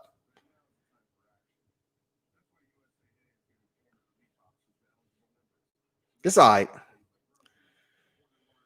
Lisa Martinez looking good, trying to be defensive and making Gonzalez work for it. He slipped some pretty nice punches, but Martinez, both of them guys, Martinez and Gonzalez, is a little bit sloppy. You know what I'm saying? But I know they just coming from break or whatever, man. But yeah, but Ward, it's not the last time that people get in their feelings about, what he had to say. It's not going to be the last. But what I do know about combat sports in general, to a point, you got some fighters out there that are sensitive too. It's a difference between, being sensitive and fans just talking shit about you. And, it's a difference in the way you should act. If somebody's saying shit about you, something about you that is constructive, all right, and you feel some type of way about it, I feel that's sensitive. If they're giving you constructive feedback, then cool. If they talking shit, I can see you getting upset and feeling some type of way. But some fighters, they don't like people to give constructive criticism, and they get butthurt. Even on the regional level, man. Shout out to Carlos Jackson, man, down here in the ATL. He got a call up. He's going to be fighting on the top rank card next month. So shout out to Carlos Dynamite Jackson.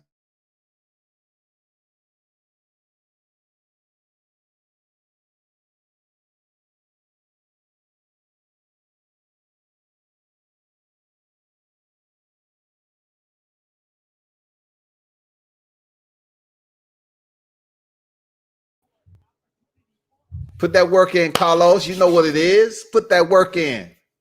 Go out there and put on a show, man.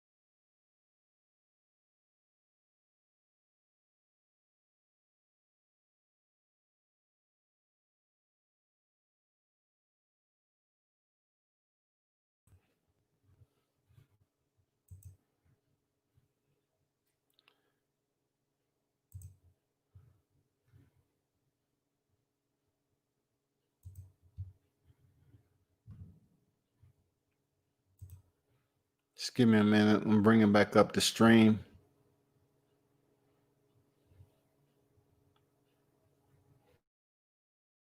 Come on, ESPN.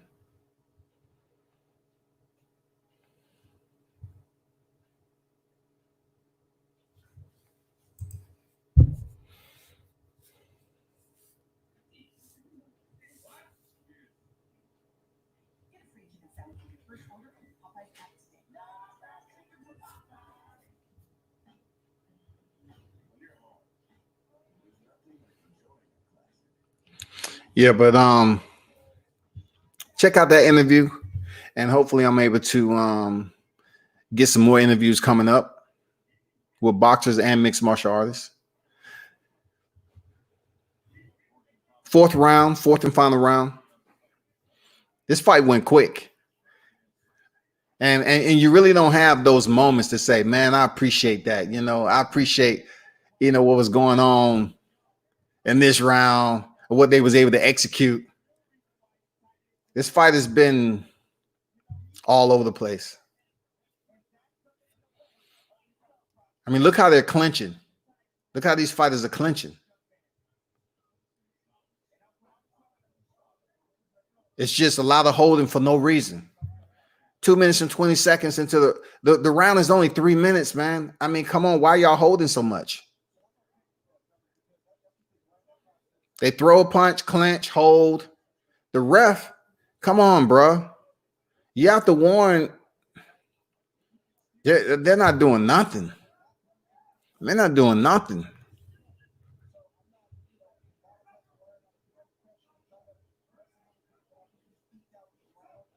Martinez, I'm trying to see who's actually. Oh, nice straight left by Gonzalez. But they're holding excessively.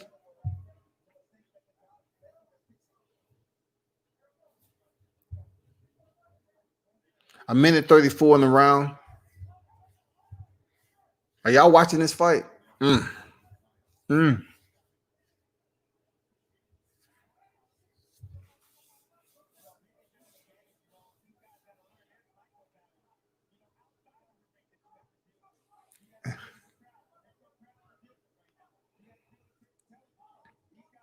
A minute 10 remaining.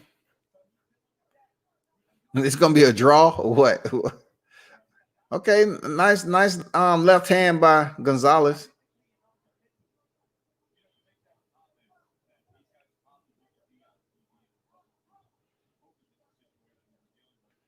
He said it wouldn't be on TV if it wasn't for the COVID situation. I mean, it's good to see some of these fighters, average to mid-level fighters, getting some airtime. I like it. I just don't like to see the top names on here boxing. I like to see the average to mid-level fighters get on here and fight.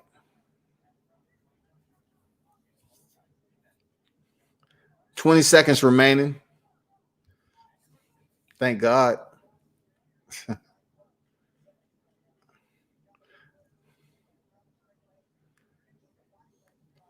They're not even, look, Martinez is not even keeping enough space.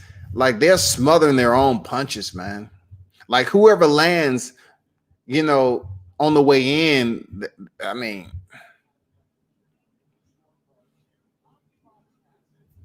it was what it was. It was more like sparring to me.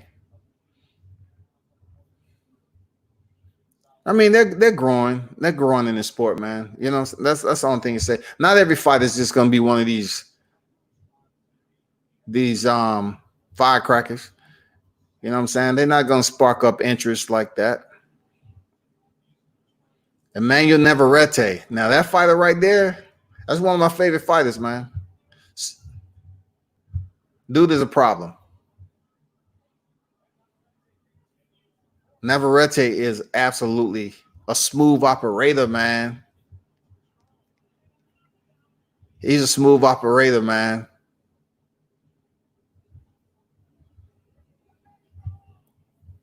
Lopez doesn't have his hands full, man.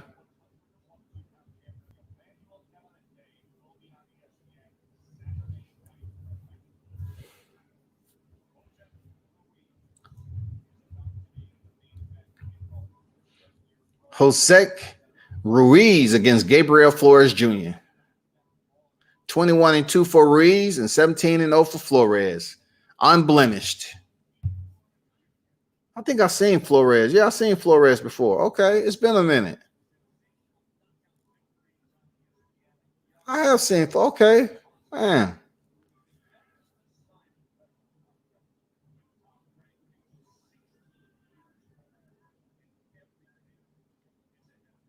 Flores was 16 years old, signing with Top Rank. Now you got Xander Zayas. I think he was 17 years old. These fighters coming in young. Not to get Vito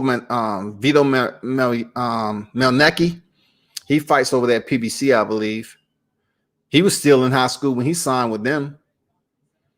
It's a draw.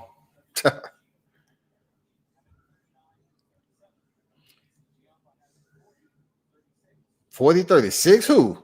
Gonzalez? Yeah, Gonzalez. That's what I thought. That's what I thought. He 3-0, 1 KO. Salute to the young gunner.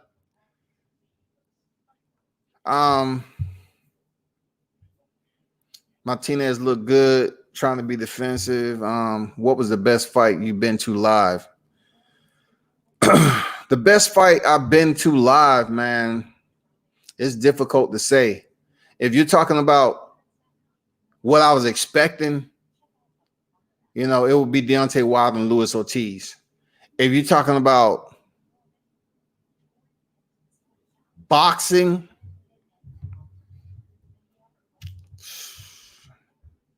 I don't know, man. I just can't pick one.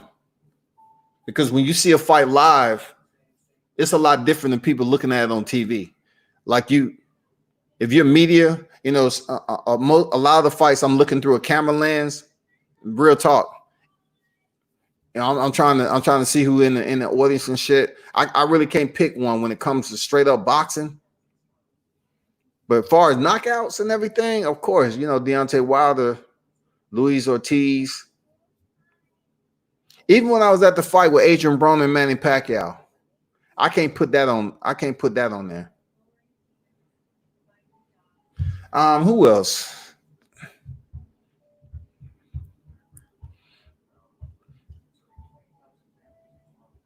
Malik Hawkins and Darwin Price. That was a pretty good fight. I was ringside for that. When you see a fight ringside, you get to hear everything. You get to see everything. That was a good-ass fight. Darwin Price ended up getting injured, but Malik Hawkins is a very tough fighter, man, out of Baltimore. So, Gervonta Davis, the night he fought Jokic Gamboa, that was a damn good fight. That was a damn good fight, man.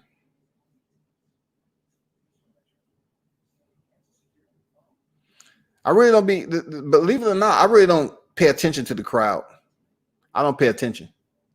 Because check this out. This is how I don't pay attention to the crowd. Like Shakur Stevenson, for instance. Shakur Stevenson was fighting at the Barclays Center. And he came to the ring. I think it was on the undercard of Crawford Khan, I believe. And the crowd wasn't even, they act like they didn't even know who Shakur Stevenson, like they weren't saying shit.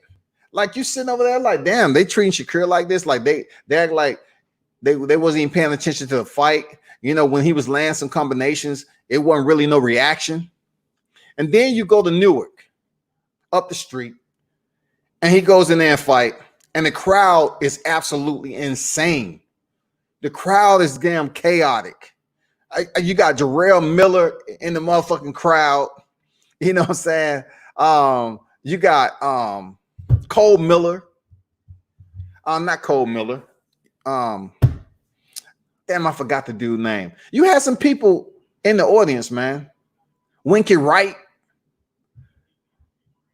I mean, the crowd was insane, but that's two different places. Shakur fighting his home soil, and then he down the street and goddamn Barclays Center. They act like, what?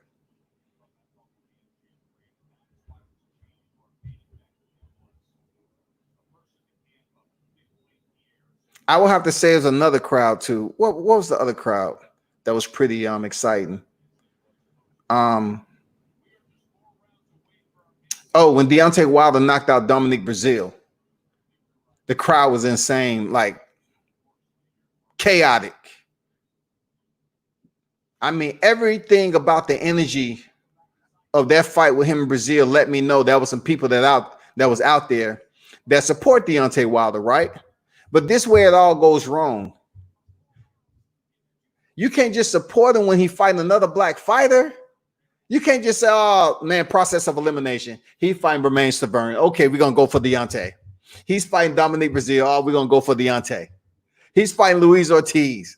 Even though he's Cuban, we're going for Deontay. And then when he fight goddamn Tyson Fury, motherfuckers booing the shit out of him. The energy he got when he was fighting Dominic Brazil, that shit was live and living color. It was, man, the energy was all there, man. It was nice. When he knocked him out, the crowd went crazy. To going to freaking Staples Center in California and getting booed? Nah, hell no. Nah. Hell no, nah, bro. They moving this fight card along pretty good. This dude has a 2020 mullet.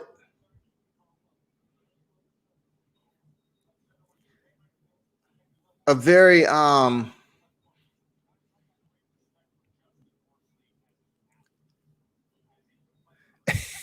know he about to go with it. Justin Horsley against Victor Rodriguez.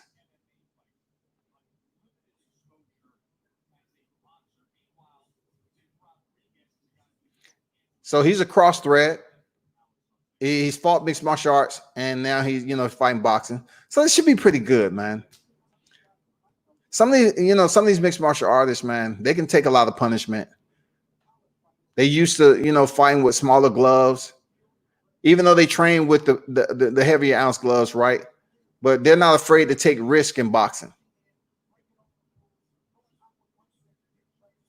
Look how he's taking punches early. You can tell right away Horsley has much better fundamentals right now. Hands up. He's landing the better counter shots. Horsley's just trying to do the same thing Clay Collard was doing, but he might not make it. Rodriguez may not. I mean, Horsley may not make it. Rodriguez is looking pretty sharp.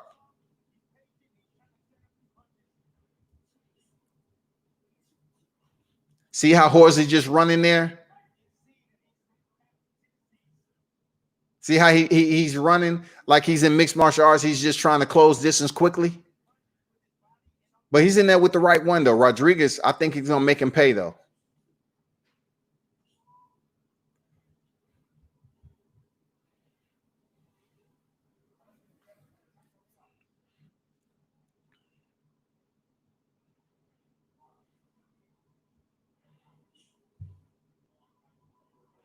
Minute 17 remaining.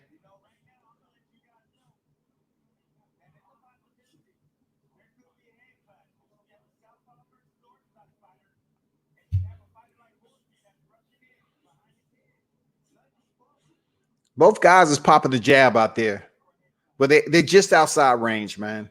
Southpaw, orthodox.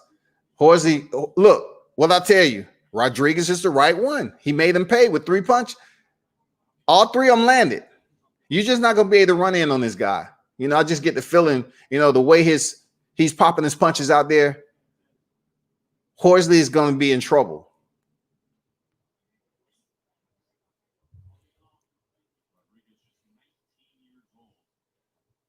Rodriguez is sharp.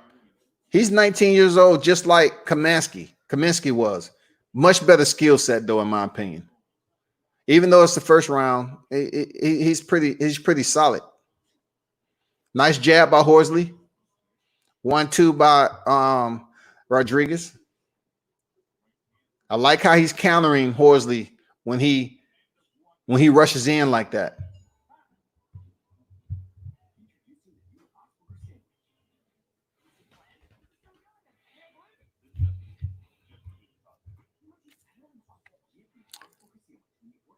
Haters gonna hate. I go for USA all the way.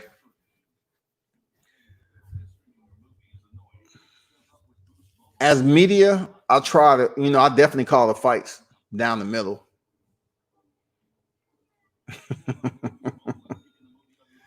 That's crazy commercial. I understand going for USA. I feel you, man. I feel you. But as media, I have some fighters that I appreciate for the sport and their technique, how they compete. That's outside the perimeters of the U.S.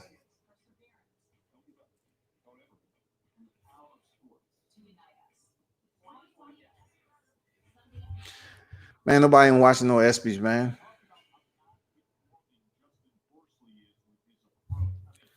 Horsley's rushing in, and he needs to understand that he's in there with the right one tonight that's going to make him pay. This is no takedowns. There's no leg kicks. Yeah, maybe some clinching, but this is limited to the left and the right. Punch for punch. Let me see how Rodriguez is. He's going to, switch it up a little bit.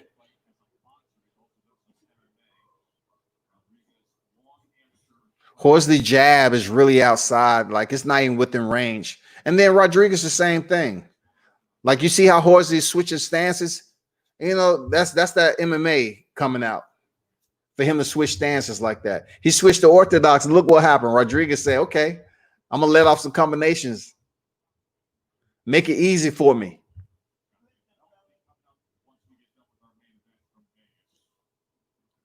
Sweeping right to the body by Rodriguez.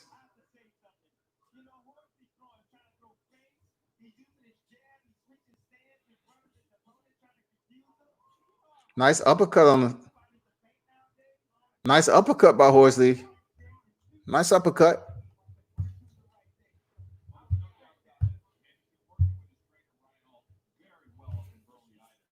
1-2 by Rodriguez. Nice work. Rodriguez getting in close, landing some good shots.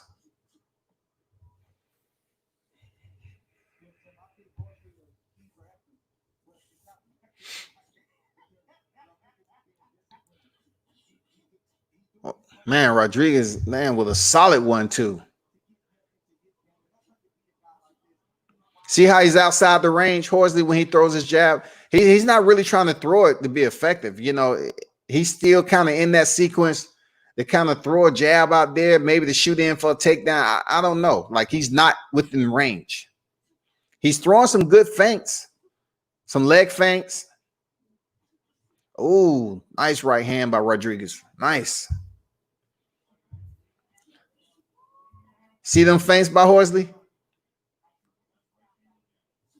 Oh, straight right down the middle.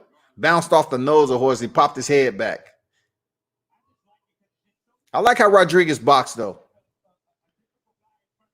I like how Rodriguez is boxing.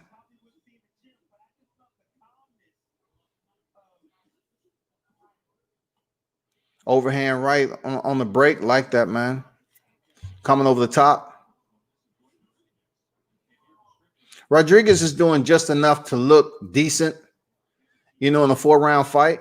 I think he can turn up the volume just a little bit on Horsley. Horsley is not really keeping them honest with anything right now. It's not like Horsley is landing shots to make Rodriguez think twice. He's not really landing anything solid.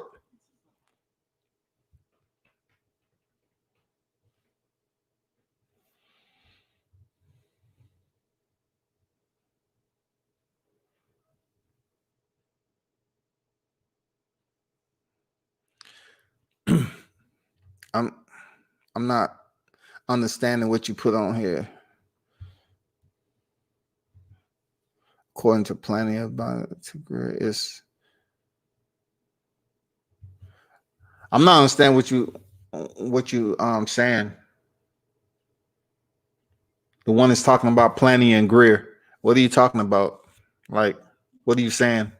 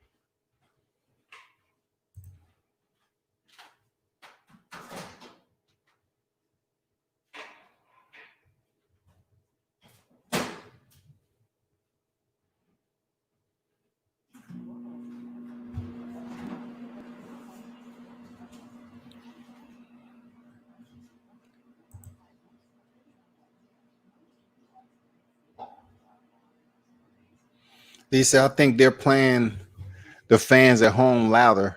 I hear a weird noise like a loudspeaker phone call. Okay. They spoke about that too, potentially doing that, but I really don't see it being a big difference though when it comes down.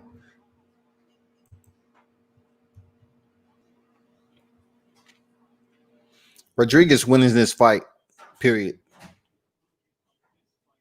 Horsley get to collect a paycheck. I'm not sure what it is, but uh, you know, definitely not a fighter that should be televised. He has a lot of mixed martial arts tendency. I think his primary discipline of choice. Oh, he just got caught. He just got caught. He took it pretty decent though, but his head got rocked. Hands down. And I commend him for crossing over disciplines. You know, I commend him for that. That's tough to do. I know in some of these exchanges, he would love to throw a freaking kick to the thigh or the calf. You know what I'm saying? Throw an elbow in there. Shout out to Jeremiah Scott, man. Jeremiah Scott's another fighter who fight mixed martial arts and boxing. A dog.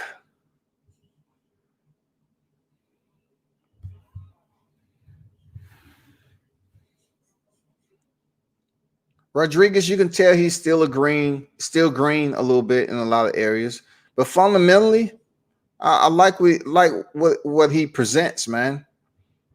As a boxer, got his hands up. You know, he's a boxer. He don't really have bad habits. He just is not active enough. He's throwing combinations, but I like how Horsley slipped out of the corner, reset. Horsley is just throwing jabs just because. They don't have any bad intentions. Now that uppercut, I like that uppercut he just thrown. I like that uppercut he just stepped in with the right uppercut.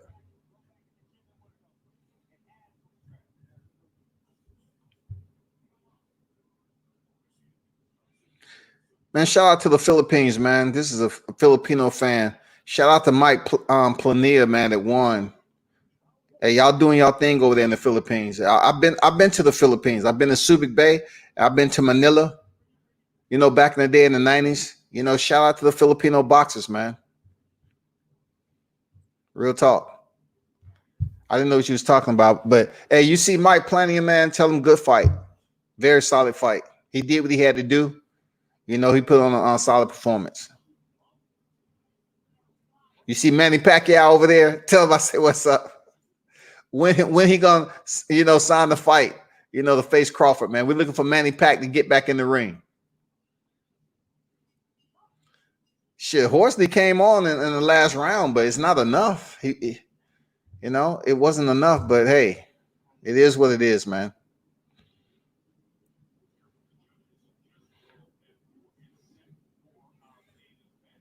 The main event is on deck, thank God.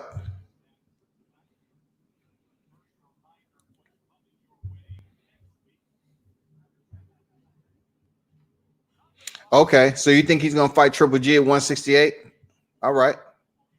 So why you think Manny would take a fight with Triple G when a belt isn't on the line? Like, from my understanding, if Manny Pacquiao fights Triple G, I mean, Triple G has a belt, the IBF at 160. Is it going to be at 160? Because Manny's going to skip 154, go all the way up to 160. How's that going to work? I mean, what's the word over there in the Philippines, man? All right, then, salute to you, man.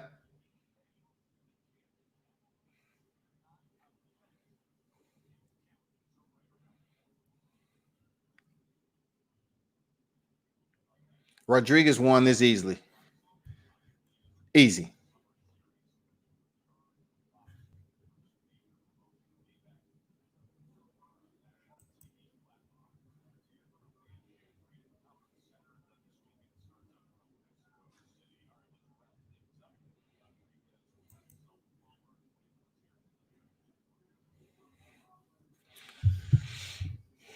The fight so far, man, has been Kaminsky collared. Easy.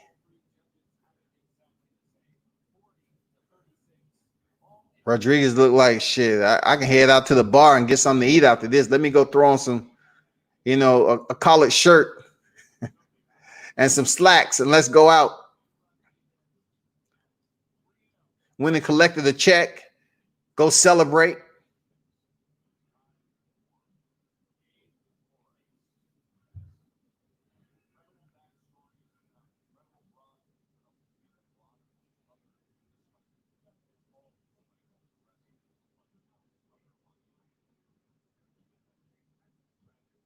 I'm looking forward to see Gabriel Flores, though. I'm looking forward to see him fight, man. I'm trying to see where I seen him fight, man. I seen this kid fight already, man. Damn, man. What did I see him fight at, man? This is gonna be a good fight. This should be a good fight, man.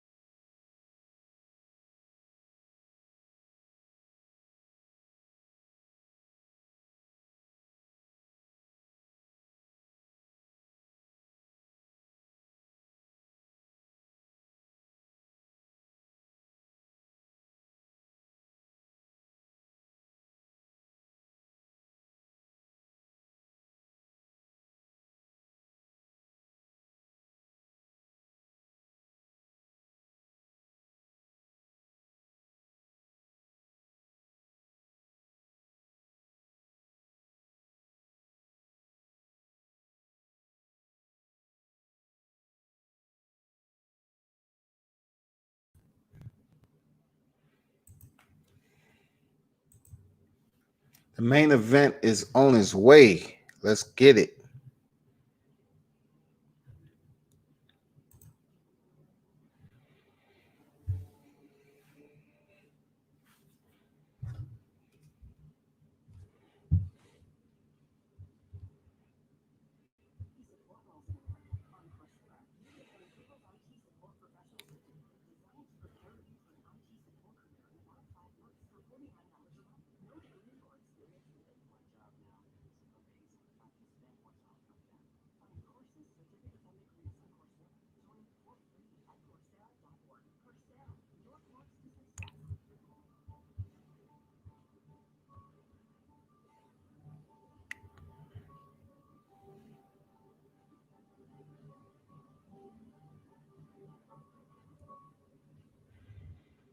The main event is coming up, man. I apologize for the drops. Really don't know what the hell is going on with that.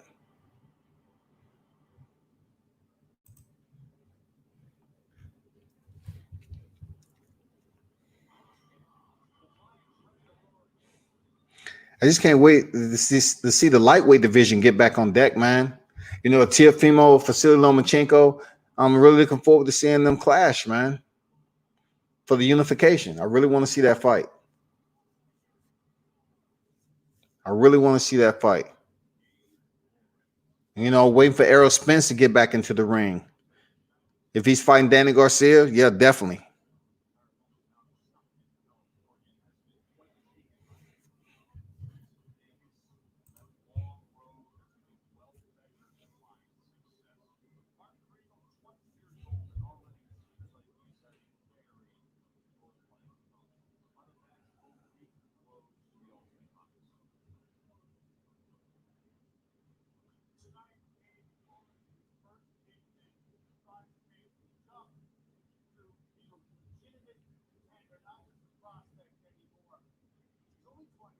Mark Kriegel.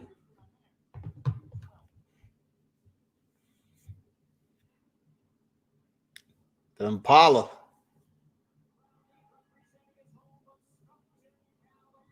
Stockton, California, where the Diaz brothers are from.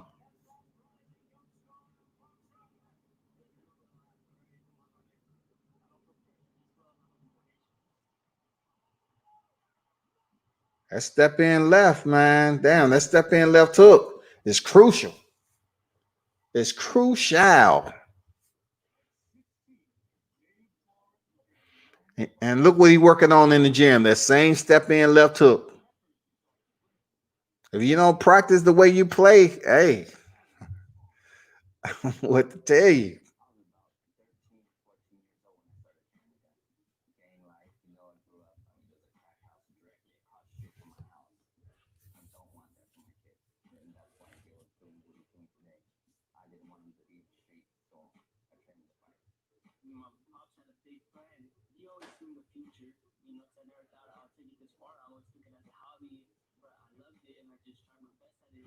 I mean, these father-son combinations, being able to keep your son in the sport, man, it takes a lot of work. Not every kid is cut out just because their father want to see them box. Not all of them are cut out to do it. Real talk. He's did pretty damn good getting his kid up to 17-0.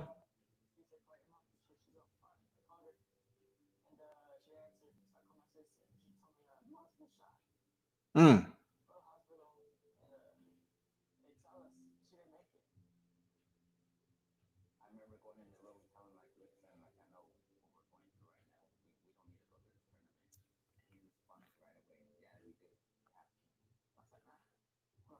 Mm. That's what's up.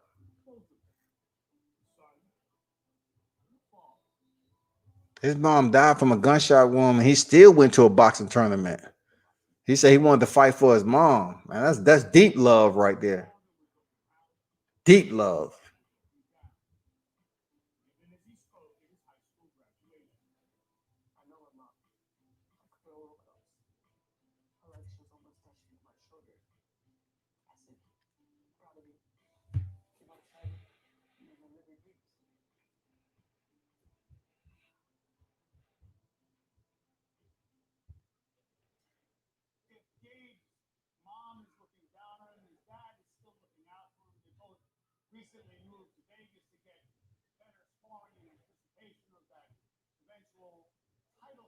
I don't know why people shorten up names. Gabriel, Gabe.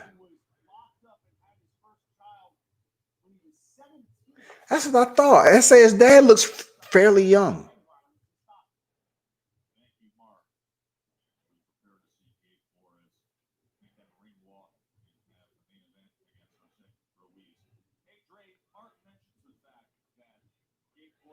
When the kid want to continue to go compete, you know, after going through adversity like that, man, they gotta. That takes a lot of courage, man. Very strong heart, you know.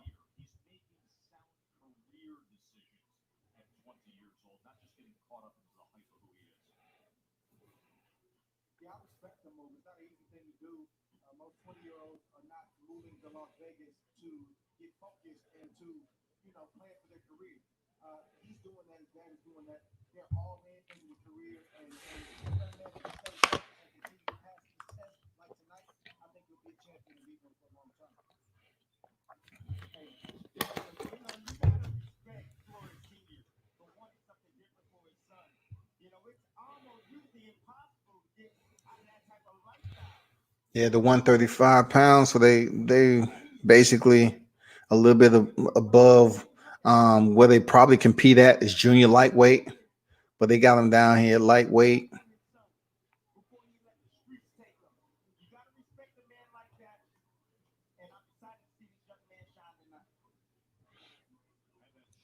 They're giving Gabriel Flores all the love because he's a hometown kid. They ain't giving Josec Ruiz nothing. That dude ain't getting no shine tonight. The camera's not even nowhere close to his damn dressing room. Let's see how this fight goes, man.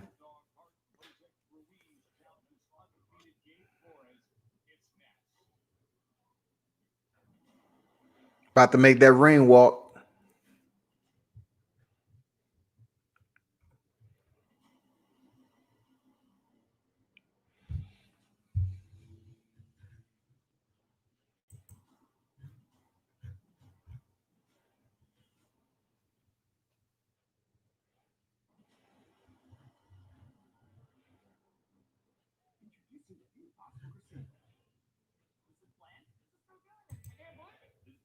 Waiting for the main event to come on deck, people. Appreciate everyone who stopped in the building. You know, hit the thumbs up button. I'm not just saying it just to say it, but you know, subscribe to the channel. I appreciate it.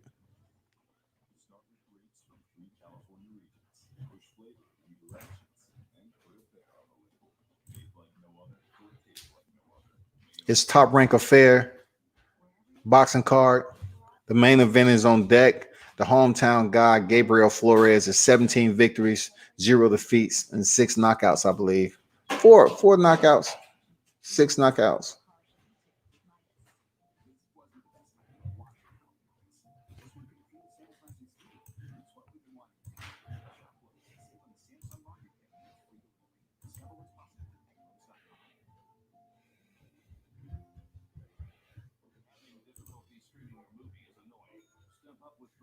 Should be pretty interesting. But I appreciate everyone who stopped by tonight. Thanks for the input in the live chat. The fight cards are going to get better. The fight cards will get better with boxing, especially when PBC jumps back on deck too. I'm not saying that, you know, I'm not comparing promotions or whatever, but I look forward to seeing 2 slates of boxing on during the week so we can see some different fighters come on deck. Also with mixed martial arts, they have some huge fight cards coming up. Next month, I will be doing a live on the fight card that's coming up next month. And a lot is going to be going on with that card. It's a 3 championship fight night. That's not necessarily saying the fight card is going to be electric, but you have 3 championships that's going to take place July 11th in Abu Dhabi. You know what I'm saying? Fight Island. That's huge, It's going to be a huge freaking fight card. You have Kamaru Usman going in there against Gilbert Burns for the welterweight championship, y'all. It's going to be huge. You're going to have Alexander Volkanovski defending his title, which he defeated Max Bless Holloway for, in the featherweight division. That's going to be big, man. Max is looking to try to get his title back. Volkanovski isn't having it. And if Volkanovski win, then it may set up a bigger fight with him, with Henry Cejudo, who's currently retired. Henry Cejudo was the former flyweight and bantamweight champion. So he wants to try to be the first 3-division champion. So who he wants to go fight, he's called out Alexander Volkanovski. But guess what? Volkanovski has to get through Max Holloway first. Make that happen, he gets a nice heavy paycheck. And then the third championship is for the same title that was vacated by Henry Cejudo, the Bantamweight Championship. Peter Yan will first face the legend himself, former featherweight champion, Jose Aldo.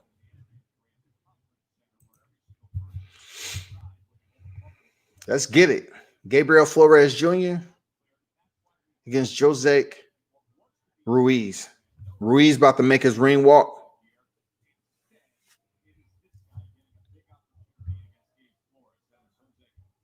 Josec Ruiz. Oh, he's from Honduras? Yeah, got the flag. Amazing. You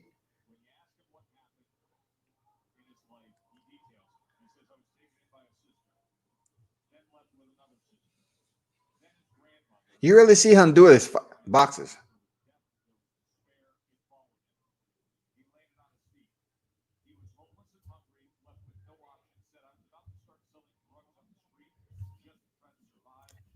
Selling drugs in Honduras?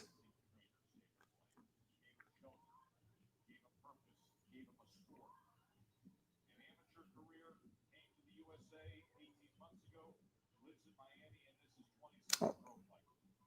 All right. All right. 25 years old.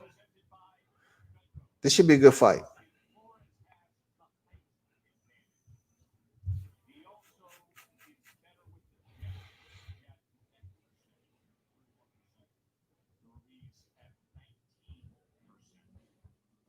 I don't know.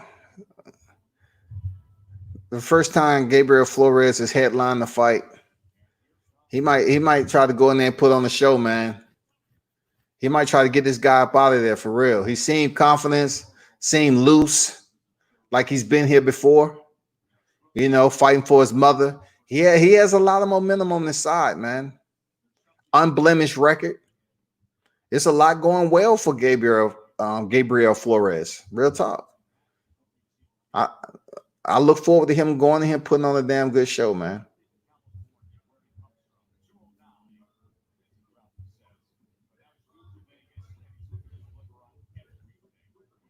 Let's get it.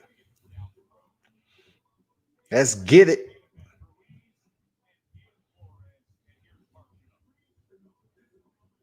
Got the Pac in the background. Shout out to Pac. Shout out to Pac.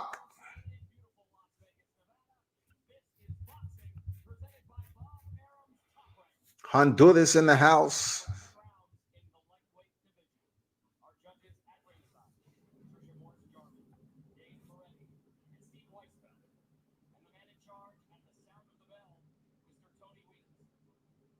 Oh, they got Tony Weeks back in here.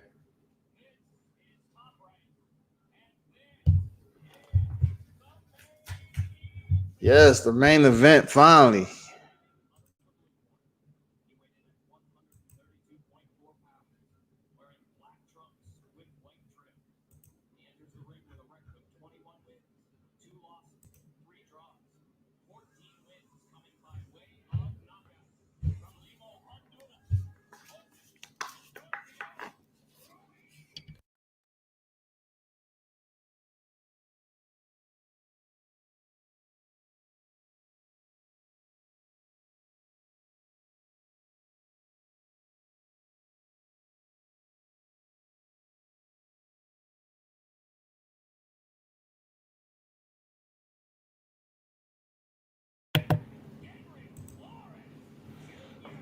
Gabriel ready. Gabriel ready to go to work.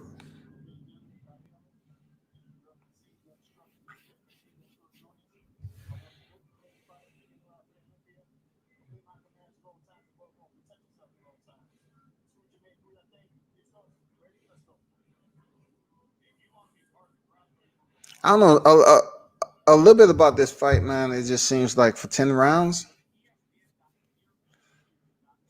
I don't know. It may not go the distance, man. Let me see how it looks early.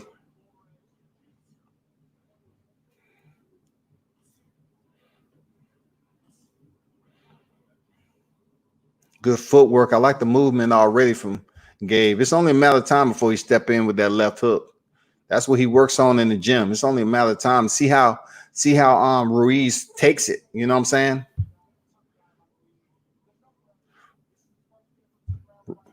I like the head movement from Ruiz, but you know, he's gonna have to be concerned about that left hand of Flores. I mean,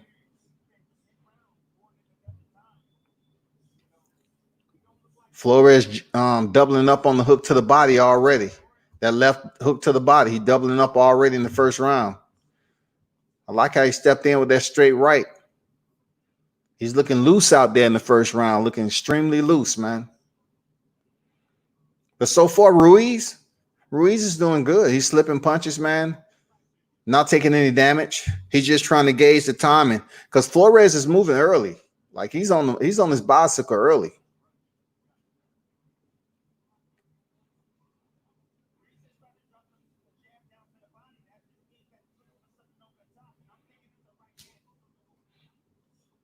I like how composed Ruiz is right now. In there with the hometown guy, he's very composed and poised, man. Good head movement from Ruiz. Flores very active with his hands, man.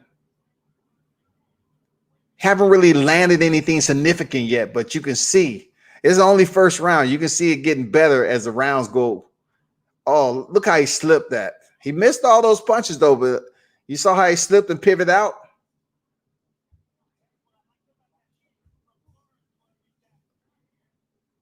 Look how loose Flores is, man.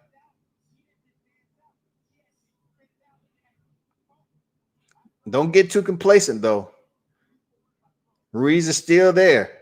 He hasn't been hurt with anything.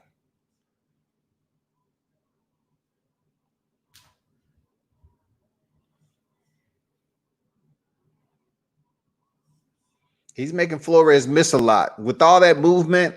You know, I mean, it is what it is. It's good movement early on, but let me see what adjustments are going to be made. Ruiz is moving well to avoid and slip the punches, but he isn't returning anything. Okay, he finally fires off a right hand.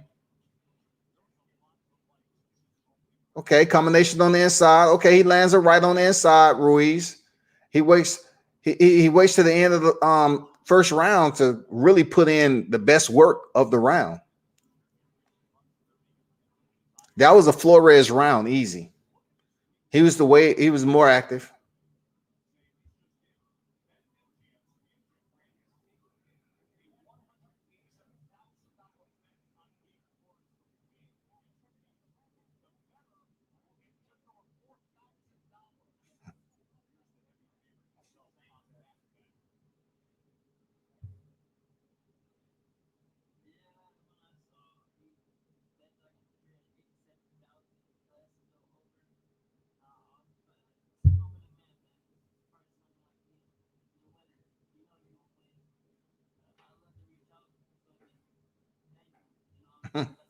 He said he'd love to reach out to the guy who bet $187,000 on him just to win a little bit over $4,000.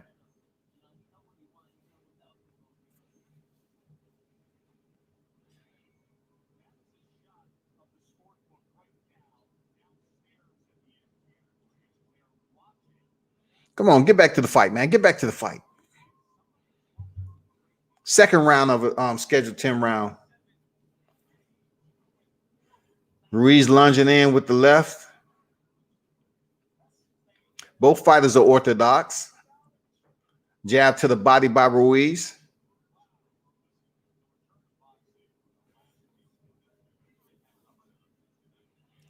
I like how Flores is trying to set up that counter already, catching Ruiz trying to get in close.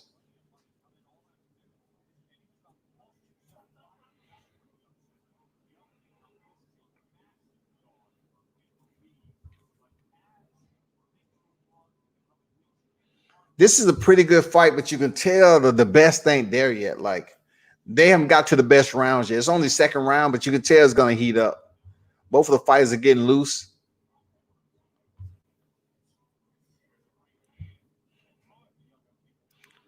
Flores is light on his feet, man, moving around well. Ruiz a bit flat-footed, but still he's slipping punches. Head movement. Step in with the jab by Ruiz. Nothing landed, though. Look how light Flores is on his feet, though.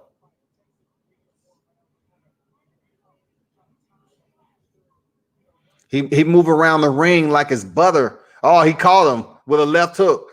Down goes Ruiz. I told you, man, this fight seemed like it wasn't going the distance. He caught him with this. Look, you work on it in the gym. Practice as you want to play, man. That left hook. What did I say? I wonder, can Ruiz handle that left hook? Now Flores is getting a little wild trying to go for the stoppage. He just need to settle back in. Oh, he hit him again. He hurt him again with the left hook. He got some power. I'm surprised he has the amount of knockouts he does. It seemed like he has more power in that left hand.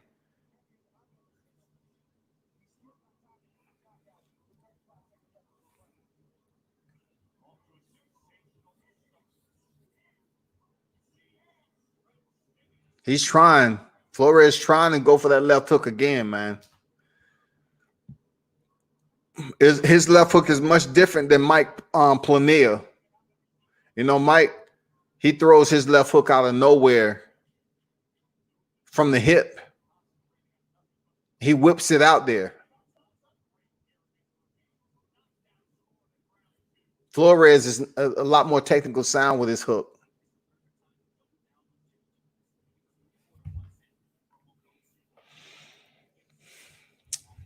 Pretty good fight.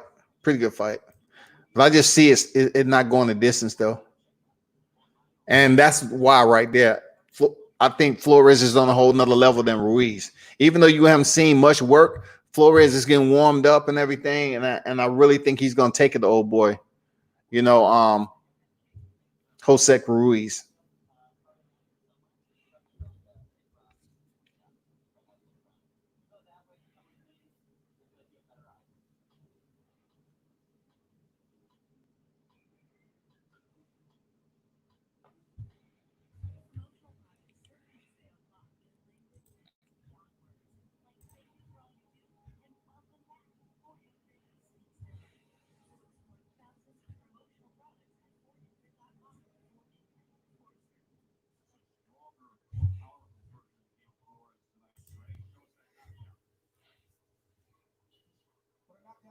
I like the footwork of Gabriel Flores, man. Light on his feet. When he got him hurt, Flores didn't just go with what hurt him. Like, he hurt him with the left, but he tried to send the right straight down the middle. That's smart. He's thinking. He threw the right again. The first one bounced off his glove, and then the second one hit him on the temple for the knockdown. He's using the straight right, just as surgical.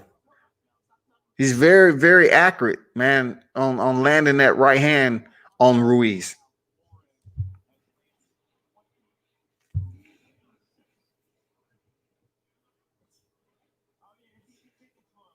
Ruiz keep lunging in like that, man. He's gonna get caught with another hook.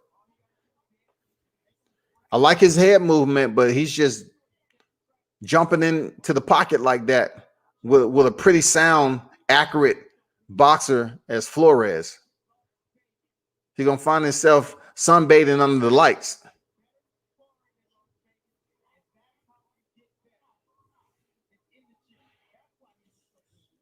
Hook to the body, came up top with it as Flores. Ruiz is not doing bad, though. He did get dropped last round. This is the third one. 1:20 remaining.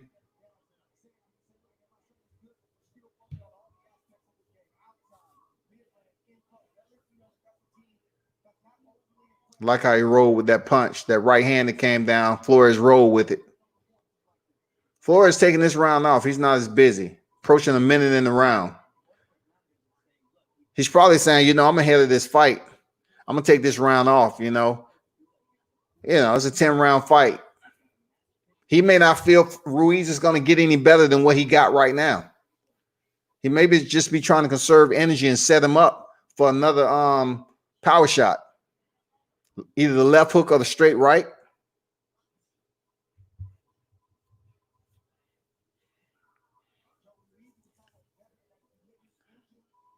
There you go again.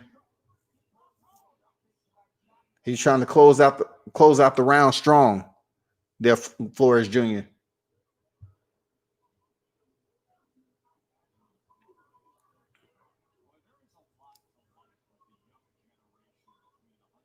Look at the footwork of Flores on the ball of his foot, dancing. Pop the jab with it. You're trying to get Ruiz to follow you around and set him up with a counter.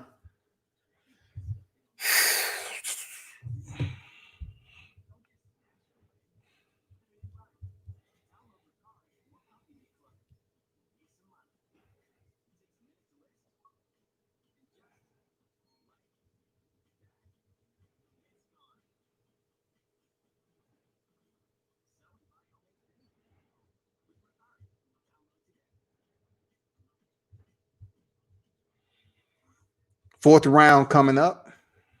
This fight, I think, is going to get interesting, though.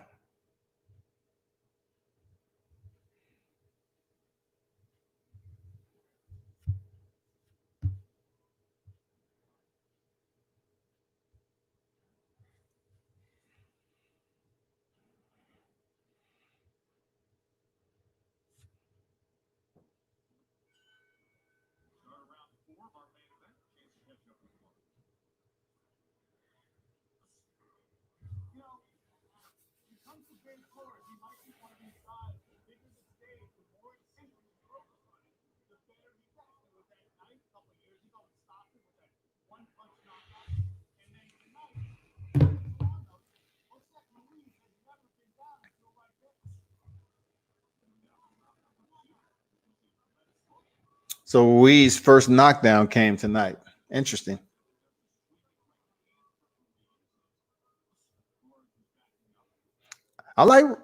Ruiz stepped in and tried.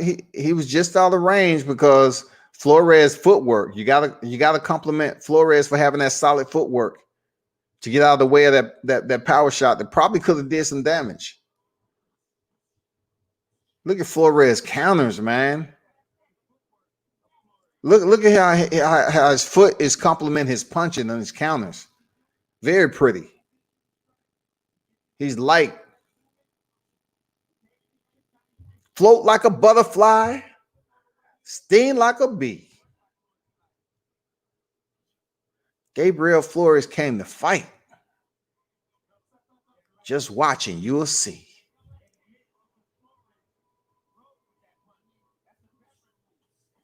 Oh, nice 3 punches combination right there. Look how he rolled with that right hand that came through. Ruiz threw that right hand with bad intentions. He rolled with it. Drive by. Easy.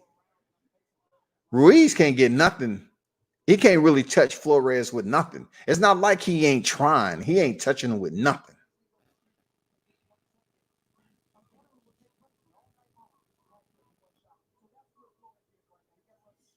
Flores with the counter right hook. Nice jab.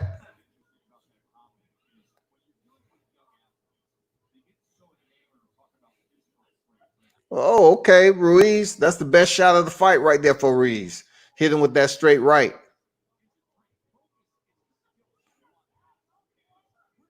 Ruiz can't step in there and throw a right hand and just become a part of the mannequin challenge.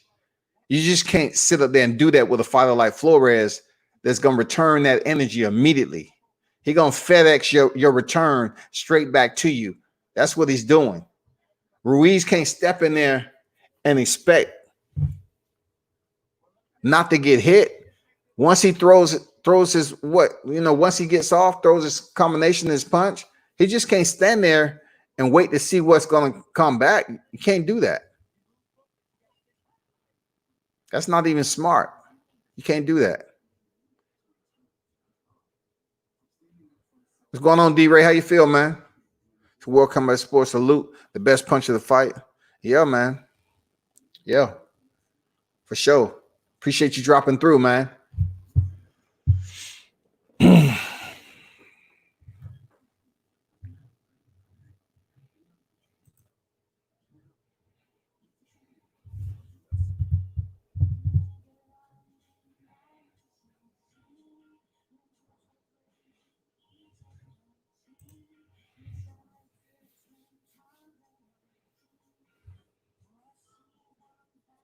We're approaching round 5, scheduled 10-round fight.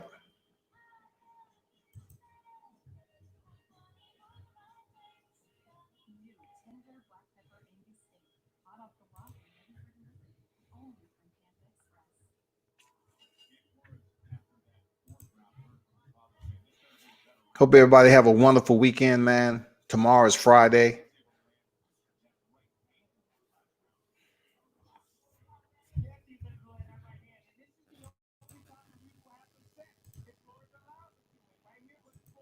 Timothy is right. That's the only time he will have success if Flores allows him to land that right hand. That's true. Because Flores has been pretty solid with rolling with the punches, slipping them and using very light footwork. He's floating right now. He's been dancing. But he's been dancing and putting in work behind that too, not just out here, trying to be pretty. Look at that double jab right there, follow with the 2. Then he tried to come back with it. Ruiz is sneaky. He doesn't look like he's doing too much, but he's slipping some punches though.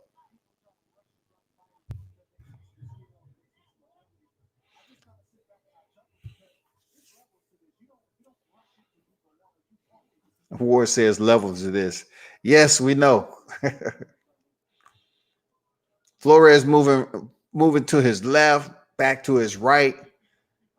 Just keeping an active target. You know what I'm saying? Giving them different looks, never staying in one place. He's comfortably ahead with the knockout. Ruiz haven't did anything to change the momentum of this fight. Nothing. 2-punch combination, followed up straight right to the midsection by Flores. Flores is kind of squared up in front of Ruiz again. See, he shot that right down there. Once he squared up, Ruiz shot that right down there. Didn't do too much, but he did it. Oh, that counter hook to the body. I like it.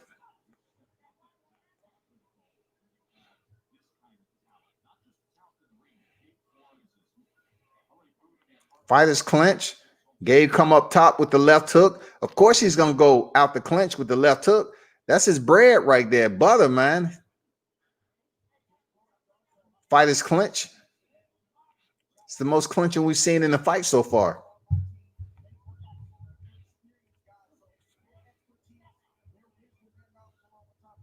Flores with the jab. Comes with the right.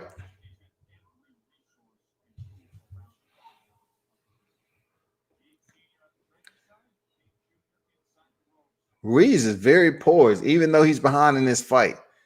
Maybe he needs to get a sense of urgency.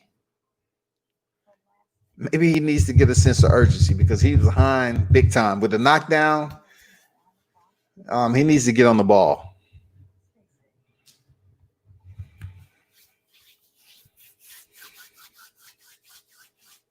Appreciate the ones who hit the thumbs up button in the chat that's tuned in, you know, hit the thumbs up button, man. Subscribe to the channel if you're just stopping through. World Combat Sports, cover boxing, MMA.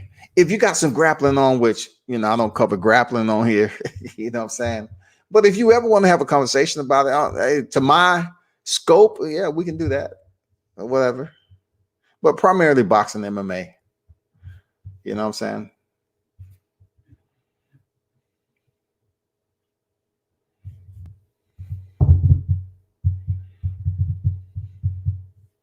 This is a okay fight so far. Let me see if it picks up. Let me see if any action pick up in this round. 6th round out of 10. The 6th round. Flores steps in with the left hook again. Straight right. In and out.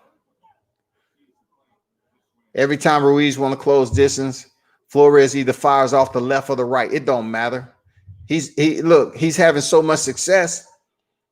It's nothing to make him think twice about doing it. Whenever he chooses to do it, he just pick his target where he want to land, and that's it.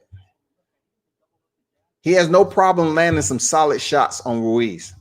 Ruiz is just basically following him around the ring, trying to land the right hand.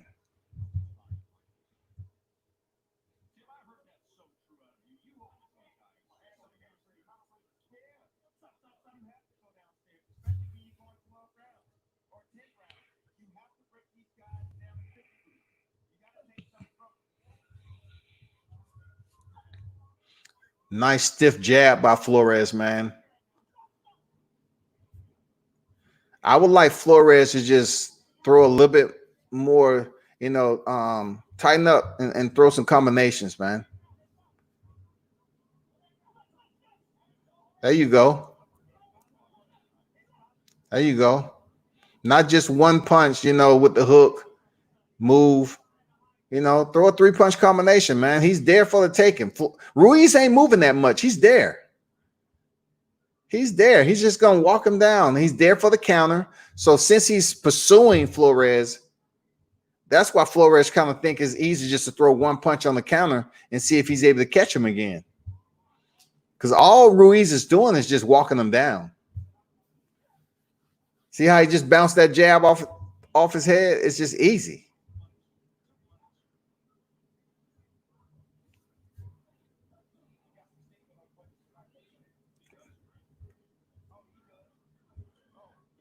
Ruiz comes in.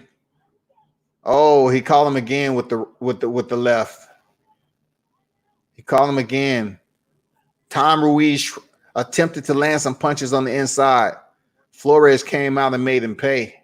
He shut that shit down early. He won't allow Ruiz to get any type of momentum in this fight. He come in with a straight right to the body, Ruiz. I mean,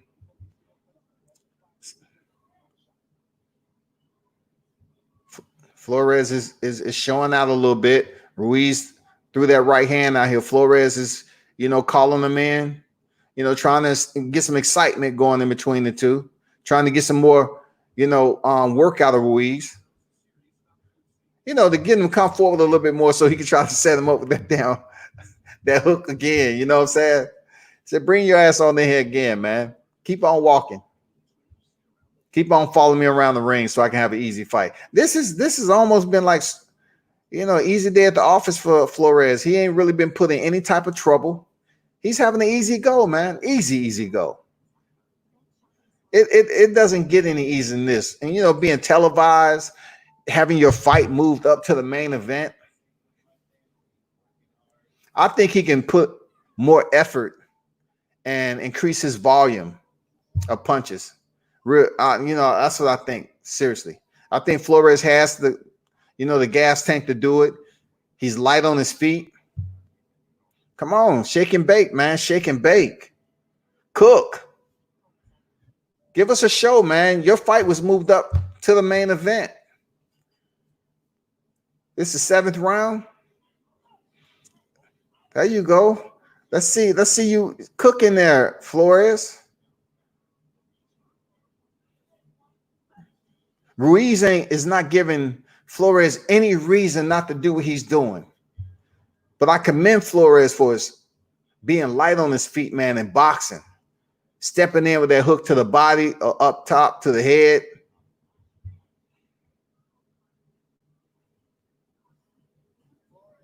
When Flores does stop, oh, he fired off the right hand again.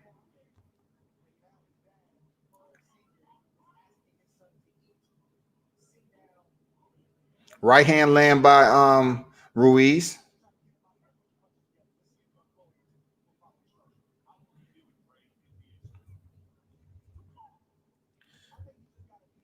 Ruiz can cut off the ring a lot better.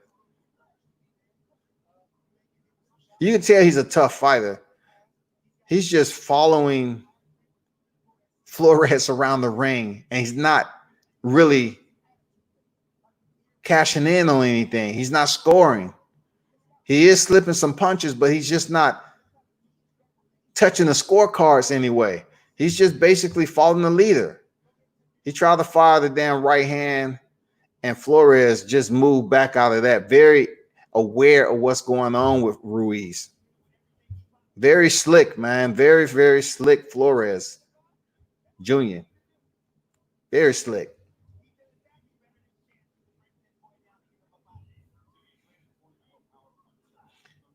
Tried to go for the right hand again. Flores cannot allow himself to get complacent with Ruiz, who's just walking around with a cocked right hand. He's looking to see if he can land it flush. I mean, just really flush and see how Flores handled it. You know he wants that knockdown back. Flores' movement is just too good, man. It's too good tonight. It's too good. Calling with that left again. Again, right.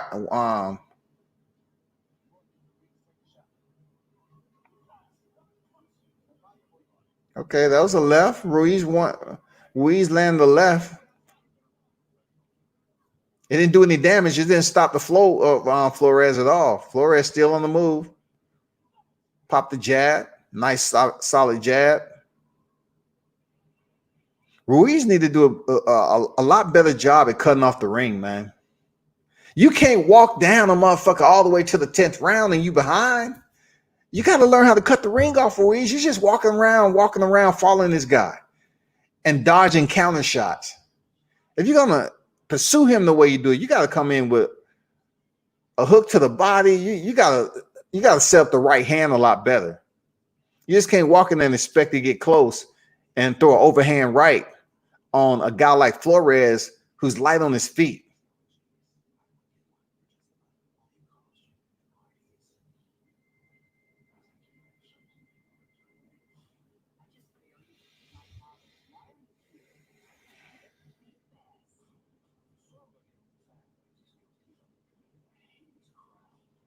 A heinous crime. But I'm just really curious to say how this heavyweight division looks in the mirror in a couple of months. Let's go, Gabriel. Let's go. 8th round, man. You ahead on all scorecards. Let's see you put together some combination, try to get this dude up out of here. You know what I'm saying? Get him hurt. It's going to take a little bit more than just a left hook. He's ate that already. Yeah, there you go. 1-2 straight down the middle. Pop the jab out there a little bit more, man.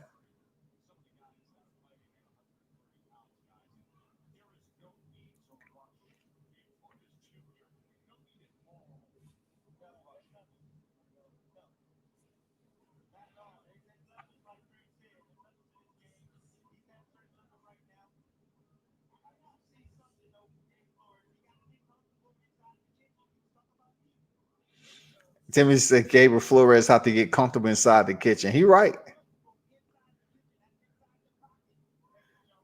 There you go. That's what I'm talking about. Talk to him, Timothy.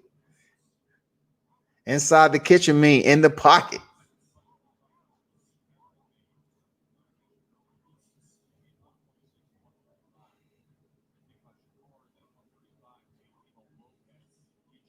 I think they're fighting this fight safe of a fighter that's pretty durable, like Ruiz.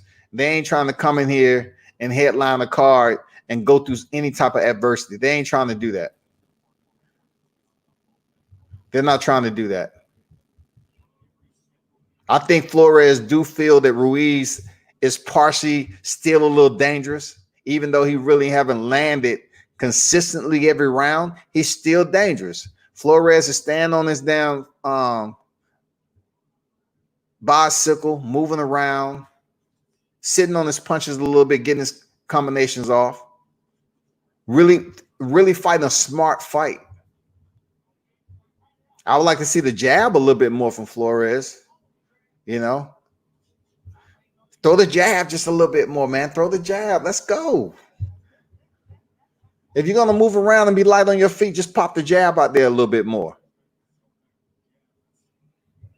It's easy work. All Flores had to do is just pop the jab in this guy's face, keep it in his face, and he's going to win comfortably. Easy. It's just too easy. Ruiz is following him around. You know what I'm saying? That's what he's doing. He's just following this guy around. It's almost like he's store security.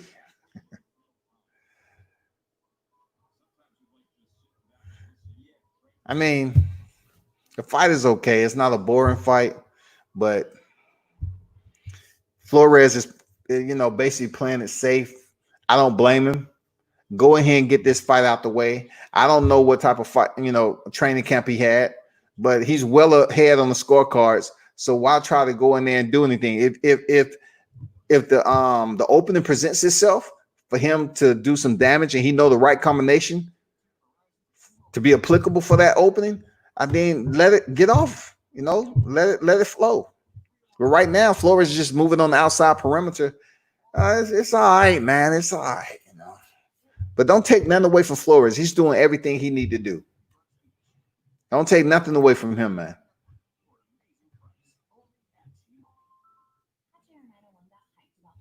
How many of y'all phone y'all couldn't call out, man? Y'all was panicking like I don't know what. Like, God damn, what's going on?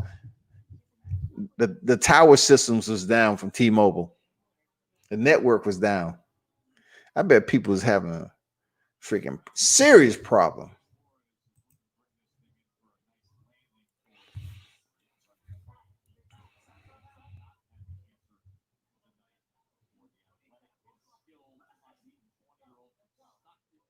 Okay, Flores, doing the bolo punch.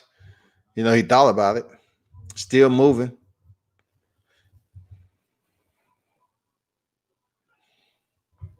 I mean, give it up to Ruiz too, man. Like Ruiz is still, after the knockdown, he's been pretty damn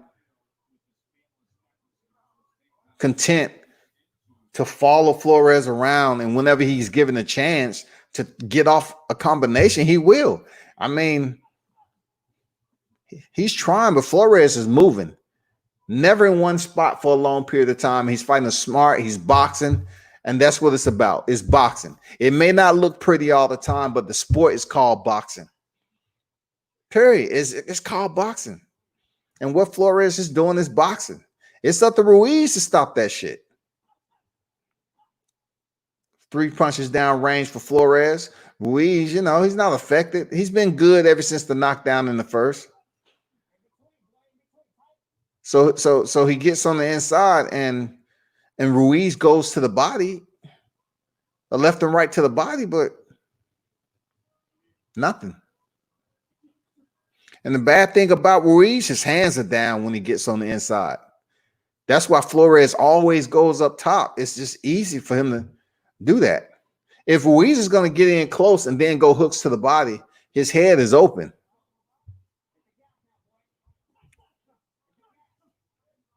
Good combination. Good work. Good work. Ooh, Flores just fired off on him. I don't know if those slapping punches or Ruiz got a pretty decent punch. I don't know. I mean, chin. I don't know, man. Because he hit him with some solid shots right there. Step in straight right. Ruiz like brushed it off.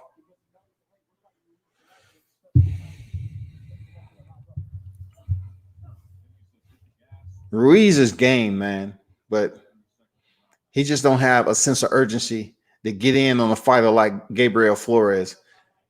He just don't have a sense of urgency. 15 seconds remaining in the 9th round out of schedule 10. The next one is the 10th round. And if you're going to go out here in the 10th round and follow him around, and what the hell is you going out for the 10th round for?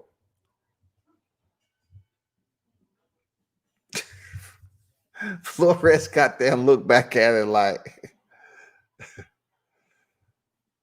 there's no need to look, man. This shit about to go to a decision, a unanimous decision. If Flores don't come out in the 10th round and try to stop Ruiz, it's going to a decision easy. This is an easy. I would have liked to see Jose Pedraza.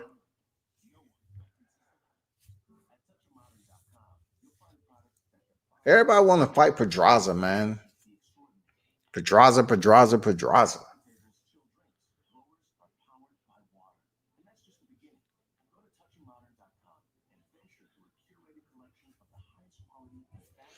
Adventure through a curated touchmodern.com.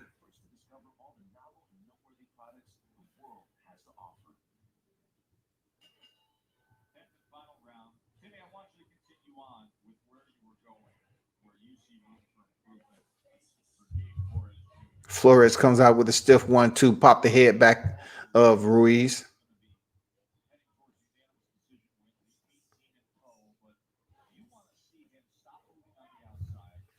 So they want to see him stop moving on the inside.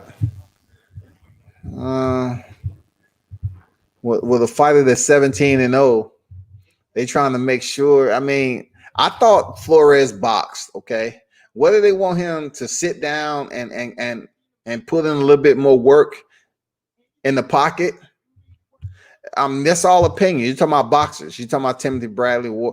I mean, they're boxers.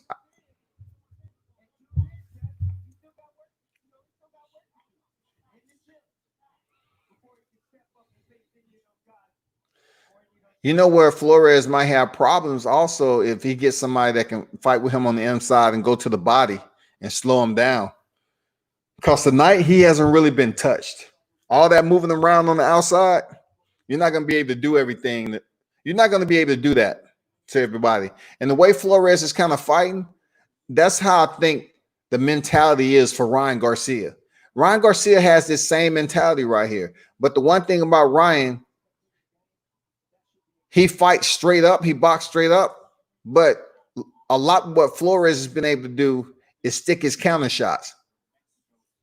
Ryan Garcia believes that he can stick his counter shots because he has the speed to do so. I don't think it's going to work to his benefit if he gets somebody to get in close on him and go to the body and be able to muscle him around a little bit. And that's Ryan Garcia I'm talking about. All the videos and everything. Hey, you're throwing those shots from your chest. You're not bending at the knees. What's going to happen when you get in there with a boxer that can box you on the outside and the inside that has pretty decent power? You're not going to be able to do that damn counter left hook, man.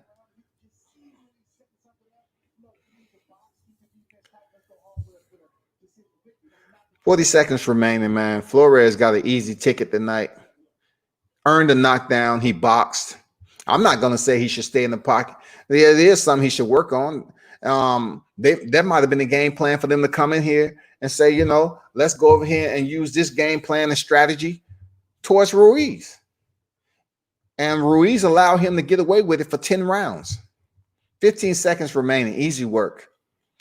Gabriel Flores is going to improve to 18 victories, 0 defeats. Easy work.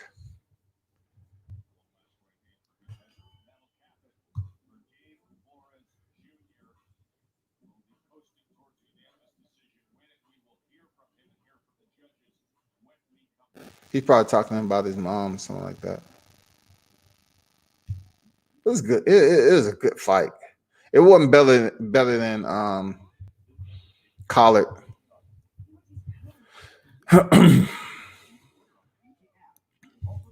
It wasn't better than David Kaminsky and Clay Collard. Not even close. That was a fight of the night, in my opinion. I know Top Rank doesn't hand out freaking extra bonuses for fight of the night, but he should have collared them. They was much better than the main, even though the main was supposed to be the co-main. They was the fight of the night, in my opinion. Even with Rodriguez getting a knockout, the stoppage or whatever, that fight was the fight of the night. Period. Not even close.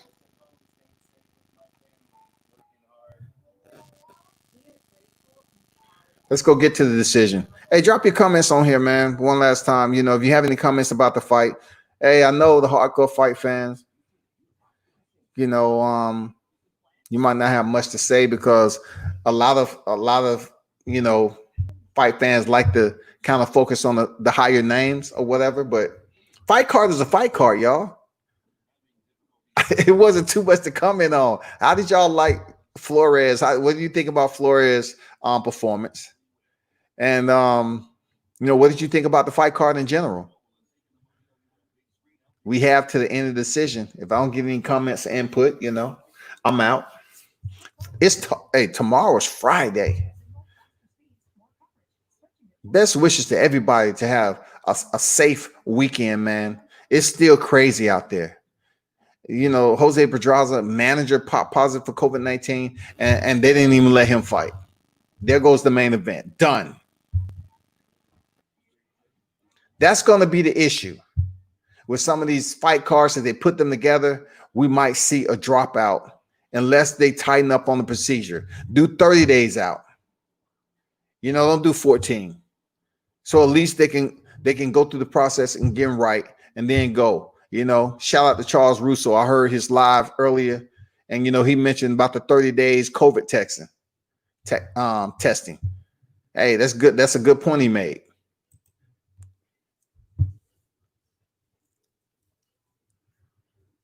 But that was the last fight, man, and we're waiting for the decision. I give Flores his due respect to stay live until his decision is over with. You know what I'm saying? And then I'm out, shouty. Unless somebody drops some comments or some shit, I'm out, shouty. You know what it is.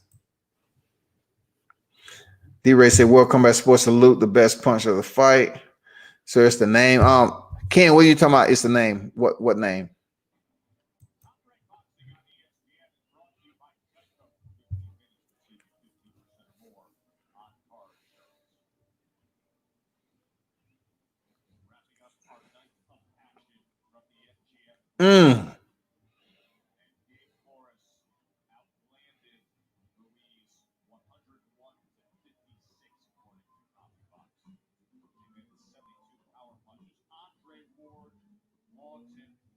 I love the card for me. It kind of shows me how some of the up and coming fights are going if these fighters haven't done their homework.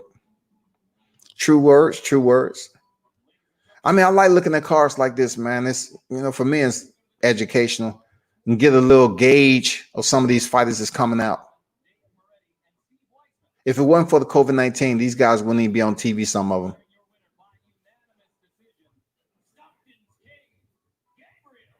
Okay.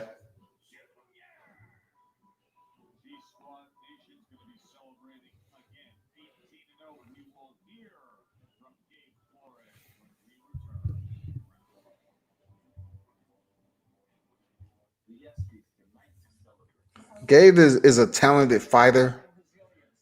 He's a talented fighter, man. His dad is doing very well with him. Much success. And I've seen him somewhere in person before. But much success to him, man. We were talking about the fight in Pedraza. Yeah, a lot of people have been calling out Jose Pedraza's name, man. If he's had those losses. One of the two connections there that people never want to mention is Gervonta Davis stopped him in the 7th round, I think.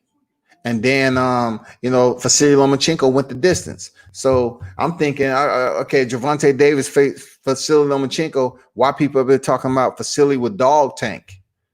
How can you say that? Did y'all see the knockout when it happened? That shit was crucial. It was juvenile, belligerent. Man, like I said, Lomachenko is overrated, man. He has good movement, footwork, but when you have hundreds of amateur fights, don't think for 1 second that wear and tear on the tires is not going to start to flatten out once your fans think you should be peaking in your career at your age, but you can't peak because you don't put all this damn mileage on your body in the amateur. You did 2 stints, 2 tours to pick up a gold medal, then come over here and try to win a championship to be the first to do it in 2 fights, and it didn't happen. I mean, who do you blame for that?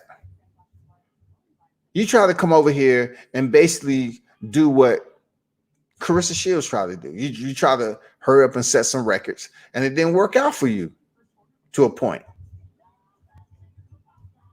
You're not, you won a championship in 3 professional fights, but you're tied with another fighter that's overseas.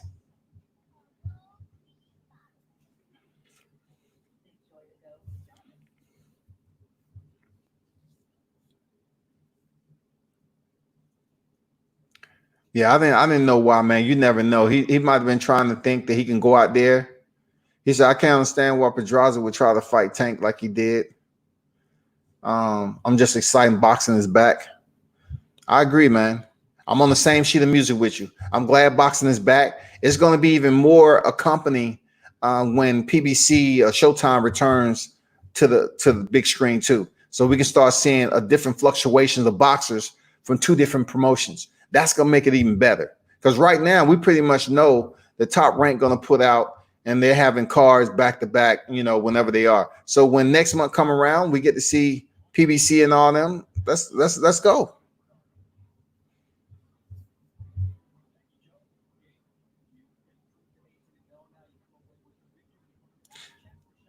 He just left the ring, right? But why social distancing? What's the purpose of that? If you've been in the arena and you pass your COVID test, just get a freaking interview to the dude. He just left the ring. Both fighters was cleared to fight. Oh my God, yo.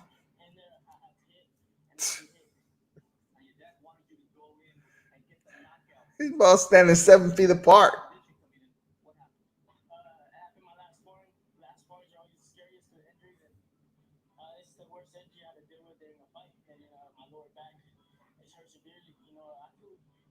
So he had an injury from sparring. So like I said, it had to be the strategy that they had to come in there with. It's always, like I said before, fighters are never 100%.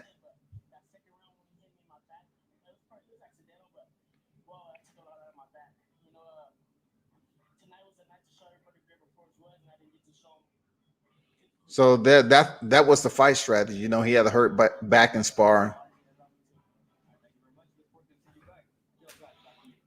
It's a progression until we get to the big cards with fans. That we are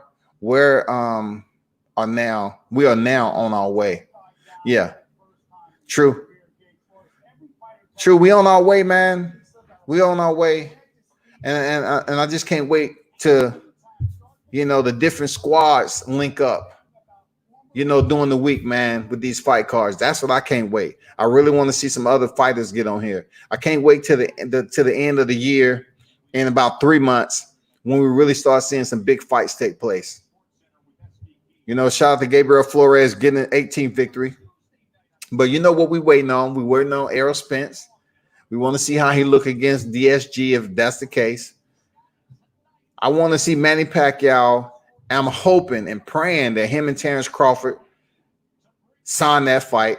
I really don't want to see Manny Pacquiao and Triple G. I don't want to see that shit. If you're not going to fight Triple G at 160 for his belt, and that would be crazy for Manny Pacquiao to go up there with a bigger, stronger Triple G.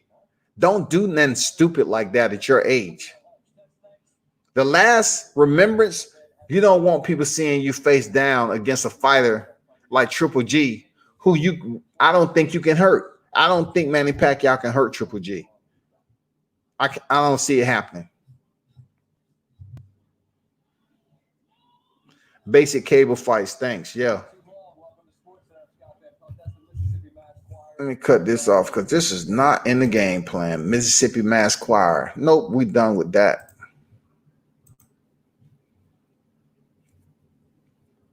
But like you said, that Ken, it is a progression. Truly right. And we definitely have to wait till the big cards come in about 3 months. At the end of the year, I think the end of the year is going to be heavy. Very, very heavy. That's when we're going to see the PPVs start filtering in, and we're going to see some of the notable names step back to the big screen and some solid matchups. We just have to be patient for that to happen. I think Manny and Triple G is more talk than anything. I hope so, man. I really hope the true talk outside of the smoke and mirrors will be Terrence Crawford and Manny Pacquiao. I'm really hoping Terrence Crawford is able to get that WBA title because it'll make it even more credible for them to make that fight against Errol Spence and Crawford in 2021. That's what we need to see. The boxing fan need that injection. You know what I'm saying? We need that fight. We need for somebody to unify the welterweight division. There's no need to have all this fucking talent in the welterweight division. And Errol Spence is able to, Sean Porter is able to go in there and defeat Danny Garcia. And then before that, Keith Thurman vacated his titles. You know what I'm saying? Come back, have a shaky time with Josecito Lopez, right? And then goes in there, lose to Manny Pacquiao. So you have all this talent. You have the Errol Spence and Terrence Bud Crawford as the champions, right? And then you have Manny Pacquiao with the WBA Super. We need them to fight each other to narrow it down to two, one face, one name, and get it over with. That's all we want. We want to see Errol Spence back in the shoot. We want to see Terrence Crawford back in the shoot. Two different opponents. And then in 2021, we see them link up together. Enough of the talk. PPV. Let's see what happens. Fuck all this. Okay, well, we got to do it with a crowd. Man, hey, I don't think we ever going to be able to turn to normalcy anytime soon, people. I think we're going to be down and out with no fans, with gathering restrictions for quite some time. Boxing is going to be on its back for a minute. Imagine all the businesses, y'all, that's failing right now, that's filing for bankruptcy. Some of the 40 million that's unemployed. There's some people in boxing, big time in boxing, is in that group. So we can only pray, man. We can only pray that 2021 is gonna have some restrictions lift. You know, the COVID numbers settle down a little bit, so they can start opening doors up and say, okay, we can have 300 people on deck and see how it works. But with the 300 people, I guarantee you we're going to be made to wear masks. We're going to be made to wear masks now. We're going to have people coming in with custom masks. I don't care what you say. If you say you have to wear a mask, but we can attend, cool. Let's go attend the fight with masks. Absolutely. But I don't see us attending fights anytime soon with no mask or no protection. I think Manny and Triple G is more talking. I believe that it's Bob's plan, but will Manny go through with the fight? That's a good question, man. And right now, there's no way that I can kind of give you, that confirmation. I don't know. Manny is at a point right now where I know he's looking to get the biggest paycheck, period. He's on the backside of his career. He's like 41, right? As old as Manny is, he's about to go into politics. From what I understood, he's trying to run for a particular seat in office. So yeah, he's looking for the most money out the door, man. He might have one fight, two fights. I don't know, but we will see. But y'all hold it down, man. It's always a pleasure. Ken in the building. Appreciate D-Ray. Everybody else that stopped through, Hodges, Leroy, all y'all that stopped through, Junior, Denise Wards. Hey, y'all take it easy, man. Be sure to tune in to World Combat Sports each and every time. Subscribe to the channel and get the notifications, man. You know, remember, Muddy Flats is MMA, all right? And Catchweight is going to be boxing. It's going to be strictly boxing.